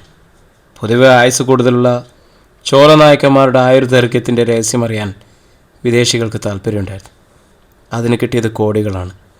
അവസാനം ഡോക്ടർ ഋഷികേഷും നികേഷും തനിക്കെതിരാകുമെന്ന് തോന്നിയപ്പോൾ അവരെയും കൊല്ലിച്ചു. അമ്മ അരുന്ധതിയെയും. മനു ശങ്കർ പറഞ്ഞു നിർത്തി. അപ്പോൾ എൻ്റെ അരുളിനെ അലറുകയായിരുന്നു നിർത്തി. അതെ, നിൻ്റെ അച്ഛൻ തന്നെയാണ് എല്ലാത്തിനും പിന്നിൽ. പറഞ്ഞത് IG അഗർവാളാണ്. ഞാനിതാ വാക്കു വലിച്ചിരിക്കുന്നു. ദുഷ്ട, നിധി ഗർജിച്ചുകൊണ്ട് പാഞ്ഞു വന്നു. എന്നാലും എന്നോട് തന്നെ ഇത് ചെയ്തല്ലോ. വിവാഹം കഴിച്ചുവിട്ട് അന്ന് തന്നെ എന്നെ വിധവയാക്കിയല്ലോ. അവൾ വിങ്ങിപ്പൊട്ടി. പിന്നെ മാസ്റ്ററുടെ തലയിലും മുഖത്തും അടിച്ചു. മുടി വലിച്ചു പറിച്ചു. താനൊരു അച്ഛനാണോടാ? എല്ലാം സഹിച്ച് പ്രതികരിക്കാതിരിക്കുകയായിരുന്നു മാസ്റ്റർ. ഇവിടെ പിടിച്ചു മാറ്റി. മനു ശങ്കർ ദ്രൗപദിയെ നോക്കി. നിധി വാ. വളരെ ആയാസപ്പെട്ടാണ് ദ്രൗപദി നിധിയെ മാസ്റ്ററിൽ നിന്ന് മാറ്റിയത്. എന്നിട്ടും മോള് പോരുകോഴിയെപ്പോലെ തിരിഞ്ഞു നിന്നു. എല്ലാം കണ്ടും കേട്ടും നിന്ന് സുലോചന ബോധം കെട്ടു വീണു. ഭാനു അവരെ കൈത്താങ്ങി. ദ്രൗപദിയുടെ കൈ തട്ടിക്കളഞ്ഞ് വിലപിച്ചുകൊണ്ട് നിധി ബംഗ്ലാവിനുള്ളിലേക്ക് ഓടി. മനു ശങ്കർ കടപ്പല്ലമർത്തി. രാഘവ, തൻ്റെ ആളിനെ പിടിച്ച് ക്വസ്റ്റ്യൻ ചെയ്ത CI പാർത്ഥിവൻ എല്ലാത്തിനും പിന്നിൽ താനാണെന്ന് തിരിച്ചറിയുകയും തൻ്റെ മരുമകനെ വിളിച്ച് വിവരം പറയുകയും ചെയ്തു. സ്വന്തം വിവാഹരാത്രി അരുൾദാസ് തന്നെ നിങ്ങളെ അറസ്റ്റ് ചെയ്യാൻ തയ്യാറായതുമാണ്. പക്ഷെ കാര്യം മറ്റൊരാളിലൂടെ നിങ്ങൾ അറിഞ്ഞു. DYSP അനൂപ് മേനോനിലൂടെ. അയാൾ ഇന്നു മുതൽ സസ്പെൻഷനിലും പോലീസ് നിരീക്ഷണത്തിലാണ്. അരുവാങ്കോട് തടിവോടിപ്പോയ്ക്കരികിൽ നിങ്ങളെ CIക്കും SP ക്കും കെണിയൊരുക്കി. അതിലവർ വീണു. ഞാൻ പറഞ്ഞത് വല്ലതും നിഷേധിക്കാൻ നിങ്ങൾക്കാവുമോ? മാസ്റ്റർ കൈകൾ കൂട്ടിത്തിരുമ്മി. പോലീസുകാർ അയാളെ ശ്രദ്ധിച്ചുകൊണ്ട് കരുതലോടെ നിന്നു, രക്ഷപ്പെടാതിരിക്കാൻ. നിങ്ങൾ തന്നെ കുറേ കഥകളുണ്ടാക്കി, ഇവിടെ നിന്ന് വിളിച്ചു പോയി. പക്ഷെ എന്നെ കൊടുക്കാൻ എന്ത് തെളിവുണ്ട് നിങ്ങളുടെ പക്കൽ? ഒരു ചുക്കുമില്ല. മാസ്റ്റർ അലറി. ആദ്യത്തെ തെളിവ് എന്നെ കൊല്ലാൻ വന്നവൻ തന്നെ, പലതിനും ഐ വിറ്റ്നസ്സായ അവൻ. ഡോക്ടർ ഋഷികേഷിൻ്റെ മരണം മുതൽ അവനുള്ള മനസ്സറിവും നേർക്കാഴ്ചയും അവനെ കാണുമ്പോൾ നിങ്ങൾക്കത് ബോധ്യമാകും. മാസ്റ്ററുടെ കണ്ണുകൾ വല്ലാതെ ഇടുങ്ങി. മനുശങ്കർ തിരിഞ്ഞ് CI ബെഞ്ചമിനെ നോക്കി. അവനെങ്ങും കൊണ്ടുപോവാ. ബെഞ്ചമിൻ സ്കോർപ്പിയോയ്ക്ക് നേരെ നടന്നു. അതിൽ നിന്നും ഒരാളെ വലിച്ചിറക്കി. അയാളെ കണ്ടതും മാസ്റ്റർ കിടുങ്ങി. ജനങ്ങൾക്കുള്ളിൽ നിന്നും അമ്പരപ്പൻ്റെ ഒരു സ്വരമായിരുന്നു. ആ സെക്കൻഡിലാണ് കരുളായി വനത്തിൽ നിന്നും ഒരാനയുടെ ചിഹ്നം വിളി കേട്ടത്. എല്ലാവരും അങ്ങോട്ട് നോക്കി. കാട്ടാനക്കൂട്ടം. അവ പുഴയോരത്ത് നിന്നും കരിമ്പുഴയിലേക്ക് ഇറങ്ങാൻ ഭാവിക്കുകയാണ്, ഇക്കരയ്ക്ക് വരാൻ. അധ്യായം 49. ആനക്കൂട്ടത്തിൻ്റെ വരവറിഞ്ഞതോടെ എല്ലാവരും ഒരു നിമിഷത്തേക്ക് മറ്റെല്ലാം മറന്നു. അവരുടെ ശ്രദ്ധ ആനകളിലേക്കായി. കാട്ടാനക്കൂട്ടം കരിമ്പുഴയിലേക്ക് ഇറങ്ങിക്കഴിഞ്ഞു. അല്ലെങ്കിലും അവറ്റകൾ എങ്ങനെയാ? വാസുദേവൻ പറയുന്നത് എല്ലാവരും കേട്ടു. ഈ പറമ്പിലോ മുറ്റത്തോ കൂടുതൽ ആളുകളെ കണ്ടാൽ അവറ്റകൾ വന്നിരിക്കും. പിന്നെ കണ്ണിൽ കാണുന്നതൊക്കെ താർത്തിട്ടേ പോകും. പെട്ടെന്നാണ് ഒരു ജീപ്പിൽ സഹ്യ ചാനലിൻ്റെ മുകുന്ദനും സംഘവും എത്തിയത്. ദുരൂഹമായ സംഭവ പരമ്പരകളുടെ വില്ലനെ പോലീസ് തിരിച്ചറിഞ്ഞു എന്ന് കേട്ടിട്ടുള്ള വരവായിരുന്നത്. പെട്ടെന്ന് IG അഗർവാൾ കസേരയിൽ നിന്നും ചാടി എഴുന്നേറ്റു. ആനകളെ ഇക്കരയ്ക്ക് കയറ്റാതിരിക്കാൻ വല്ല മാർഗമുണ്ടോ? ആരോടൊന്നുമില്ലാതെയാണ് അയാളെ തിരക്കിയത്. സാറന്മാർ സമ്മതിക്കാണ്, ഞാനൊന്ന് ശ്രമിക്കാം. വിഘ്നേശ്വർ മുന്നോട്ട് വന്നു. ശരി, സമ്മതിച്ചിരിക്കുന്നു. വിഘ്നേശ്വർ അപ്പോൾ തന്നെ താൻ താമസിച്ചിരുന്ന കെട്ടിടത്തിലേക്ക് ഓടി. അടുത്ത നിമിഷങ്ങൾക്കുള്ളിൽ തോക്കും തിരകളുമായിട്ട് മടങ്ങിയെത്തി. നിറത്തോക്കുമായിട്ട് അവൻ പടിക്കെട്ടുകൾക്ക് മുമ്പിൽ കാത്തുനിന്നു. ആനകൾ കരിമ്പുഴയുടെ മധ്യത്തിലേക്ക് എത്തിയതാണ്. വിഘ്നേശ്വർ വനത്തിലേക്ക് ലക്ഷ്യം വെച്ച് നിറയൊഴിച്ചു. ഒരു നിമിഷം മുന്നിൽ വന്ന ആനകളുടെ നേതാവ് നിന്നു. പിന്നിൽ 30ഓളം വരുന്ന ബാക്കി ആനകളും. അതോടെ വിഘ്നേശ്വറിന് ആത്മവിശ്വാസമായി. നിങ്ങളുടെ ജോലി നടക്കട്ടെ സാറേ, ഈ ഇട്ടളെ ഞാൻ നോക്കിക്കൊള്ളാം, അവൻ വിളിച്ചു പറഞ്ഞു. എല്ലാവരുടെയും ശ്രദ്ധ വീണ്ടും പോലീസ് വണ്ടിയിൽ നിന്നിറങ്ങിയ ആളിലേക്കായി. നിർമ്മല്. മാസ്റ്ററുടെ മുഖം വിളറി വിവശനായി. മരുമകന് നേരിട്ട് വകവരുത്തിയ നിങ്ങൾ എന്നെ വധിക്കാനായി ഇവനെ പ്രയോഗിച്ചു. അതാ നിങ്ങൾ കാട്ടിയ മണ്ടത്തരം. മനുശങ്കർ മാസ്റ്റർക്ക് നേരെ കൈ ചൂണ്ടി. ശത്രുക്കളെ വകവരുത്തുന്നതിൽ ഇവന് പരിചയസമ്പത്ത് കുറവാണ്. ഒറ്റ രാത്രി കൊണ്ട് തനിക്കറിയാവുന്നത് മുഴുവൻ ഇവൻ ഞങ്ങളുടെ മുമ്പിൽ ഛർദ്ദിച്ചു പോയി. മാസ്റ്റർ പകയോടെ നിർമ്മലിനെ നോക്കി. തലകുനിച്ച് നിൽക്കുകയാണ് അവൻ. ഇന്നലെ അവൻ എല്ലാവരുടെയും മുമ്പിൽ രാജകുമാരനെ പോലെ വിരാജിച്ചിരുന്നവനാണ്. ഇന്ന് പക്ഷെ കൈവിലങ്ങുമായിട്ട് മുമ്പിൽ. പെട്ടെന്ന് മാസ്റ്റർ പ്രതികരിച്ചു. രക്ഷപ്പെടാൻ വേണ്ടി അവനങ്ങനെ പലതും പറഞ്ഞു കാണും. പക്ഷെ അതൊന്നും എന്നെ കൊടുക്കാനുള്ള തെളിവാകില്ല മനുശങ്കർ. മനുശങ്കർ ചിരിച്ചു നിന്നു. അവസാന നിമിഷം വരെ ഇങ്ങനെ കള്ളം പറഞ്ഞോളൂ. പക്ഷേ ഡോക്ടർ ഋഷികേഷ് മരിച്ച ദിവസം നിലമ്പൂർ സർവീസ് സഹകരണ ബാങ്കിൽ നിന്നും നിങ്ങൾ 10 കോടി രൂപ വിഡ്രോൺ ചെയ്തതിനുള്ള തെളിവ് ഞങ്ങളുടെ പക്കലുണ്ട്. അത് മാത്രം മതി നിങ്ങൾ കുരുങ്ങാൻ. മാസ്റ്റർക്ക് പിന്നെയും തളർച്ചയായി. പെട്ടെന്ന് നിർമ്മലിൻ്റെ ഒച്ചയായിരുന്നു. മാസ്റ്റർ, നിങ്ങളെ ഓർമ്മ വെച്ച നാൾ മുതൽ അച്ഛ എന്നാണ് ഞാൻ വിളിച്ചത്. പക്ഷെ ഞാൻ നിങ്ങളുടെ മകനല്ലെന്നും എൻ്റെ മാതാപിതാക്കളുടെ അന്തകനാണ് നിങ്ങളെന്നും അറിയാൻ വൈകി. വർഷങ്ങളായിട്ട് തുടർന്നു വരുന്ന ക്രൂരത. എൻ്റെ മാതാപിതാക്കളുടെ ആത്മാവിന് മോക്ഷം കിട്ടണമെങ്കിൽ നിങ്ങളും മരിക്കണം. പറഞ്ഞതും പോലീസുകാരെ തട്ടിമാറ്റി ഒറ്റക്കുതിപ്പായിരുന്നു അവൻ. പാഞ്ഞു വന്ന നിർമ്മൽ മാസ്റ്ററുടെ നെഞ്ചിൽ ആഞ്ഞു ചവിട്ടി. കസേരയോടൊപ്പം അയാൾ പിന്നോട്ട് മറഞ്ഞു. അവിടെയിട്ട് അവൻ വീണ്ടും വീണ്ടും ചവിട്ടി. നിർമ്മൽ നോ, മനുശങ്കർ അലറി. പക്ഷെ അവൻ പിന്മാറിയില്ല. കൊല്ലും ഞാൻ ഈ പട്ടിയെ. അവൻ്റെ പല്ലുകൾക്കിടയിൽ നിന്നും അക്ഷരങ്ങൾ ചതഞ്ഞു. പിടിച്ചു മാറ്റവനെ, CI ബെഞ്ചമിൻ കൽപ്പിച്ചു. SI ശംസുദ്ദീനും പോലീസുകാരും ചേർന്ന് നിർമ്മലിനെ ആയാസപ്പെട്ട് പിടിച്ചകറ്റി. പിന്നെ പോലീസ് വാഹനത്തിൽ കൊണ്ടുപോയിരുത്തി. മാസ്റ്ററെ വീണ്ടും അവരെഴുന്നേൽപ്പിച്ചു. അപ്പോൾ പോയേക്കാം മാഷെ. മനുശങ്കർ അയാളുടെ കൈക്ക് പിടിച്ചു. മാസ്റ്റർ പിന്നെ ആരെയും നോക്കിയില്ല. ബോധം കെട്ട് വീണ് കിടക്കുന്ന സുലോചനയുടെ മുഖത്തേക്ക് പാന് കുറച്ച് വെള്ളം തെളിച്ചു. അവരുണർന്നു. എന്നാൽ ആരോടോ ഒന്നും പറയാതെ അവർ മുറ്റത്ത് തന്നെയായിരുന്നു. മാസ്റ്ററെ പോലീസ് സംഘം വാഹനത്തിന് നേരെ ബലമായിട്ട് നടത്തി. അത് മനസ്സിലാക്കിയതുപോലെ കാട്ടാനകൾ കരിമ്പുഴയിലൂടെ വീണ്ടും മുന്നോട്ടെടുത്തു. വിഘ്നേശ്വർ വീണ്ടും ആകാശത്തേക്ക് നിറയൊഴിച്ചെങ്കിലും ഇത്തവണ ആനകൾ നിന്നില്ല. അതോടെ വിഘ്നേശ്വർക്ക് കാര്യം മനസ്സിലായി. ആനകളുടെ പക മുഴുവൻ മാസ്റ്ററോടാണ്. അയാളെ വേഗം കൊണ്ടുപോയിക്കോ സാറേ, അല്ലെങ്കിൽ ആനകൾ അയാളെ കൊല്ലും, അവൻ വിളിച്ചു പറഞ്ഞു. ബംഗ്ലാവിന് പിന്നിൽ രാജനും ബഹളം വെച്ചു തുടങ്ങി. പോലീസ് ഉദ്യോഗസ്ഥർ കണ്ടു പകമൂത്ത ആനകളുടെ വരവ്. ഒരു പോലീസുകാരൻ സ്കോർപ്പിയോയുടെ പിന്നിലെ ഡോർ തുറന്നു പിടിച്ചു. അങ്ങോട്ട് കയറടാ, ബെഞ്ചമിൻ മാസ്റ്ററുടെ പിന്നിൽ നിന്ന് തള്ളി. അടുത്ത നിമിഷം മാസ്റ്ററുടെ ഗേറ്റിന് മുമ്പിൽ ഒരു JCBയുടെ കർണകഠോരമായ ശബ്ദം. എല്ലാവരും അവിടേക്ക് നോക്കി. ആനകളും ആ ശബ്ദം കേട്ട് പെട്ടെന്ന് നിന്നു. JCBക്ക് പിന്നിൽ ഒരു കാറും മാസ്റ്ററുടെ മുറ്റത്തേക്ക് കയറി. അതിൽ നിന്നും 3 പേർ ഇറങ്ങി. മാസ്റ്റർ അവരെ തിരിച്ചറിഞ്ഞു. ആനപ്രേമികൾ. രത്നകുമാർ പോലീസുകാരുടെ മുമ്പിൽ വന്നു നിന്നു. എന്നിട്ട് ഒരു കവറ് IG അഗർവാളിന് നീട്ടി. IG അത് വാങ്ങി തുറന്നു നോക്കി. ഒരു കോർട്ട് ഓർഡർ. മാസ്റ്ററുടെ പറമ്പ് ഉഴുതുമറിക്കാനുള്ള ഉത്തരവ്. രത്നകുമാർ IG വിശദീകരിച്ചു. ഈ പറമ്പിൽ മാത്രം ആന കയറി ഇങ്ങനെ നശിപ്പിക്കുന്നതിന് പിന്നിലെ എന്തോ ഉണ്ട് സാർ. അതേ മണ്ണിനടിയിലായിരിക്കുമെന്ന് ഞങ്ങൾ കരുതുന്നു. ഇത്തരൊരു സംശയം പ്രകടിപ്പിച്ചത് ആനയെ കൊല്ലാൻ വന്ന വിഘ്നേശ്വര. ഒരു വട്ടം അതുകൂടിയൊന്നും ശ്രമിക്കുന്നതിൽ തെറ്റില്ലല്ലോ. ഇല്ല, നിങ്ങൾക്ക് പണി തുടങ്ങാം, IG സമ്മതിച്ചു. എന്നാൽ കേട്ടു നിന്ന് മാസ്റ്റർ ചീറി. എൻ്റെ പറമ്പിൽ കയറാൻ പാടില്ല. അതാരും ചെവി കൊണ്ടില്ല. ഇക്കരെ JCB കൊണ്ടുവന്നതിനാൽ ആനക്കൂട്ടം ഉടനെ വരില്ലെന്ന് വിഘ്നേശ്വരന് ഉറപ്പായി. മടങ്ങിച്ചെന്ന് ദ്രൗപദിക്കും ചിന്നമാളിനും അരികെ നിന്നു. മാസ്റ്ററെ അറസ്റ്റ് ചെയ്തു എന്ന വാർത്ത കേട്ടറിഞ്ഞ് പ്രദേശവാസികൾ മുഴുവൻ അവിടേക്ക് ഇരിച്ചെത്തി. എല്ലാവരും നോക്കി നിൽക്കിയ JCBയുടെ ഡ്രൈവർ ആ പറമ്പിലെ മണ്ണിളക്കി തുടങ്ങി. ഏതാണ്ട് 2 മീറ്ററോളം താഴ്ചയിൽ മണ്ണ് ഉഴുതുമറിച്ചു കൊണ്ടിരുന്നു. പക്ഷെ ഒന്നും കാണുന്നില്ല. ഇത് വെറുതെ ആകുമോ? ദ്രൗപദി വിഘ്നേശ്വരനെ നോക്കി. ആവില്ലെന്നാണ് എൻ്റെ വിശ്വാസം. കാരണം ആനകളുടെ സ്വഭാവം എനിക്കറിയാം. എന്തെങ്കിലും ഇല്ലാതെ അവറ്റകൾ ഇങ്ങനെയൊന്നും വരില്ല. ഭാനു, എനിക്കിതൊന്നും കാണാൻ വയ്യ, സുലോചന വേലക്കാരിയോട് പറഞ്ഞു. എന്നെ ഒന്ന് പിടിച്ചേ. ഭാനു സുലോചനയെ താങ്ങിപ്പിടിച്ച് ബംഗ്ലാവിനുള്ളിലേക്ക് കൊണ്ടുപോയി. 5-6 മീറ്ററോളം നീളത്തിൽ ഭൂമി കുഴിച്ചെങ്കിലും ഒന്നും കിട്ടിയില്ല. നീയൊക്കെ പാതാളം വരെ കുഴിച്ചാലും ഒന്നും കിട്ടാൻ പോകുന്നില്ല, മാസ്റ്റർ പരിഹസിച്ചു.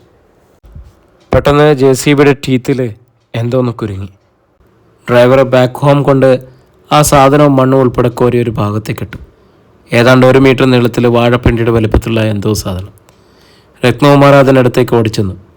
അതിലെ മണ്ണ് തുടച്ചു മാറ്റി.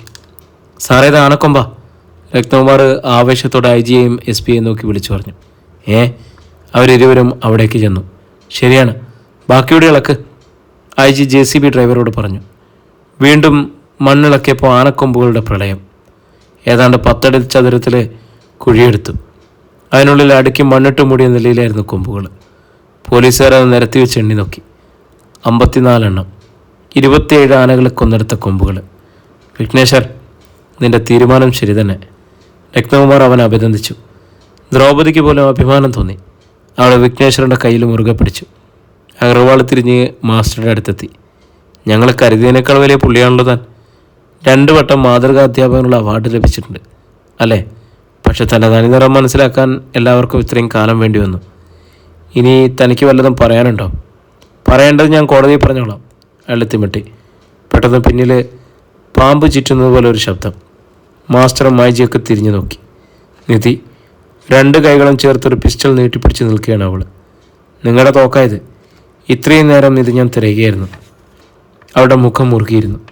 ഇമകൾ പോലും ചലിച്ചില്ല. നിധി, വേണ്ട, ഇയാളെ നമുക്ക് നിയമത്തിന് വിട്ടുകൊടുക്കാം. മനു ശങ്കർ അവളെ തടയാനാഞ്ഞു. അവൾ കേട്ടതായി ഭാവിച്ചില്ല. നിധിയുടെ കൈവിരൽ ടഗറിലേക്ക് നീങ്ങുന്നത് മാസ്റ്റർ കണ്ടു. വേണ്ട മോളെ, അയാൾ പറഞ്ഞു. മോളോ? ആരുടെ മോളാ? തൻ്റെയോ? അങ്ങനെ ആയിരുന്നെങ്കിൽ നിങ്ങൾ എൻ്റെ ഭർത്താവിനെ കൊല്ലുമായിരുന്നോ? മാസ്റ്റർക്ക് ഉത്തരവില്ല. അയാൾ അവളുടെ അടുത്തെത്തി. എല്ലാവരും ശ്വാസം പിടിച്ചു നിന്നു. ഇനി എന്തും സംഭവിക്കാം. SP-യും IG-യും കണ്ണുകൾ കൊണ്ട് സംസാരിച്ചു. പക്ഷെ അടുത്ത സെക്കൻഡിൽ പോലീസ് വണ്ടിയുടെ ഫുട് റെസ്റ്റിൽ നിന്നും ചവിട്ടി മാസ്റ്റർ ഒന്ന് ചാടി വരുന്നു. ആ സെക്കൻഡിൽ തന്നെ അയാൾ നിധിയുടെ തോക്ക് പിടിച്ച് കൈകളിൽ പിടിമുറുക്കി താഴേക്ക് കുനിഞ്ഞു. പിന്നെ തൻ്റെ ചുമലിലൂടെ അയാളെ ഉയർത്തി പിന്നിലേക്കിട്ടു. അയ്യോ, നിധി വിലപിച്ചു. പിസ്റ്റൾ മാസ്റ്ററുടെ കയ്യിൽ. അയാൾ ക്രൂരമായിട്ട് ചിരിച്ചു. ഞാൻ ആനകളുടെ മസ്തകം പിളർക്കുന്നവനാ. അങ്ങനെ ഈ കൊമ്പ് ശേഖരിച്ചത്. മതവളകി വരുന്ന ഒറ്റയാന വരെ മുമ്പിൽ നിന്നും വീഴ്ത്തിയിട്ടുള്ളവനെ എന്നെ കളിപ്പാട്ടം കാണിച്ച് ഭയപ്പെടുത്തുന്നോടി. തറയിൽ നിന്നും എഴുന്നേൽക്കാൻ ഭാവിച്ച നിധിയുടെ വാരിയലുകൾക്കിടയിൽ മാസ്റ്റർ ഒറ്റത്തൊഴി. അയ്യോ, അവൾ വീണ്ടും വീണു. മാസ്റ്റർ, മനുശങ്കർ തൻ്റെ പിസ്റ്റൾ വലിച്ചെടുത്തു. ആ വെപ്പൺ താഴെയിട്. പോടാ പുല്ലേ, നീ എന്നെ വെടിവെച്ച ഈ നിൽക്കുന്നവരിൽ 4 പേരുടെയെങ്കിലും ജീവൻ നാനെടുക്കും. സമനില തെറ്റിയവൻ്റെ ഭാവമായിരുന്നു മാസ്റ്റർക്ക്. രക്ഷപ്പെടണം അയാൾ തീരുമാനിച്ചു. മാസ്റ്റർ നിധിയെ മുടുക്കി കുത്തിപ്പിടിച്ച് വലിച്ചുയർത്തി. പിസ്റ്റളിൻ്റെ ബാരൽ അവളുടെ വലത് ചെവിക്കുള്ളിലേക്ക് കുത്തി. ഒറ്റ ഒരെണ്ണം അനങ്ങിപ്പോരുത്, നടക്കടി. അയാൾ അവളെ കരിമ്പുഴയ്ക്ക് നേരെ നടത്തി. നദിയുടെ മധ്യത്തിൽ ആനകൾ നിൽക്കുന്നത് പോലും ശ്രദ്ധിച്ചില്ല. പോലീസും ജനങ്ങളും അർദ്ധവൃത്താകൃതിയിൽ അയാളെ പിന്തുടർന്നു. പടിക്കെട്ടുകൾക്കരികിലെത്തിയതും നിധിയെ ഒരു വശത്തേക്ക് തള്ളിയിട്ട് മാസ്റ്റർ താഴേക്ക് കുതിച്ചു. Master order the stop. Manushankar അയാൾക്ക് നേരെ ഉന്നം പിടിച്ചു. അത് ശ്രദ്ധിക്കാതെ മാസ്റ്റർ നദിയിലേക്ക് എടുത്തു ചാടി, പാറകൾക്കിടയിലൂടെ താഴേക്ക്. ആനകൾക്ക് അത്ര വേഗത്തിൽ തന്നെ തൊടാനാവില്ലെന്ന് അയാൾക്കറിയാം. എന്നാൽ അയാൾ രക്ഷപ്പെടുന്നതുകൊണ്ട് മറുഭാഗത്തു നിന്നും താഴേക്ക് അവറ്റകളും ഓടി. തൊട്ടടുത്തൊരു ചെറിയ കയം. മാസ്റ്റർ അതിലേക്ക് മുങ്ങി. കരയിലൂടെ പോലീസുകാരും ജനങ്ങളും. ദ്രൗപദിയും വിഘ്നേശ്വറും ആൾക്കൂട്ടത്തിലുണ്ടായിരുന്നു. ഏറ്റവും പിന്നിൽ നിധിയും. കയത്തിൽ മുങ്ങിയ മാസ്റ്റർ പൊങ്ങിയില്ല. എല്ലാവർക്കും സംശയമായി. പക്ഷേ മാസ്റ്റർ പൊങ്ങി. കരുളായി വനത്തിനോട് ചേർന്ന ഭാഗത്ത്. കൈകളെ വീശിക്കുടഞ്ഞ് തലപൊക്കിയ മാസ്റ്റർ പക്ഷെ നടുങ്ങി. തൊട്ടു മുമ്പിൽ ആനക്കൂട്ടം. അർദ്ധവിലാപത്തോടെ അയാൾ വീണ്ടും മുങ്ങാൻ ഭാവിച്ചു. എന്നാൽ ഒരു പെരുമ്പാമ്പ് ചുറ്റുന്നത് പോലെ ആനകളുടെ നേതാവ് തുമ്പിക്കൈയിൽ മാസ്റ്ററെ ചുറ്റി. പിന്നെ വെള്ളത്തിനടിയിൽ നിന്നും വലിച്ചു പൊക്കി തലയ്ക്ക് മുകളിൽ പിടിച്ചു. രക്ഷിക്കണേ! മാസ്റ്റർ അന്തരീക്ഷത്തിൽ ആടിയുലഞ്ഞു. പിന്നെ എല്ലാവരും കണ്ടത് ഞെട്ടിക്കുന്ന ദൃശ്യം. ആന മാസ്റ്ററെ ഒറ്റയടി സമീപത്തെ പാറയിലേക്ക്. തണ്ണിമത്തൻ ചിതറുന്നത് പോലെ മാസ്റ്ററുടെ ശരീരം വീണ് ചിതറി. മഞ്ചാടിക്കുരു പോലെ ചോരത്തുള്ളികൾ. തുടർന്ന് ആനക്കൂട്ടം ചുറ്റും നിരന്നു. മാസ്റ്ററുടെ ചിതറിയ ശരീരഭാഗങ്ങളെടുത്ത് അവറ്റകൾ വീണ്ടും വീണ്ടും പാറയിലടിച്ചു. പകയാത്, ആനപ്പക, വിഘ്നേശ്വർ മന്ത്രിച്ചു. അത്രയും ആനകളെ കൊന്നതിനുള്ള പക.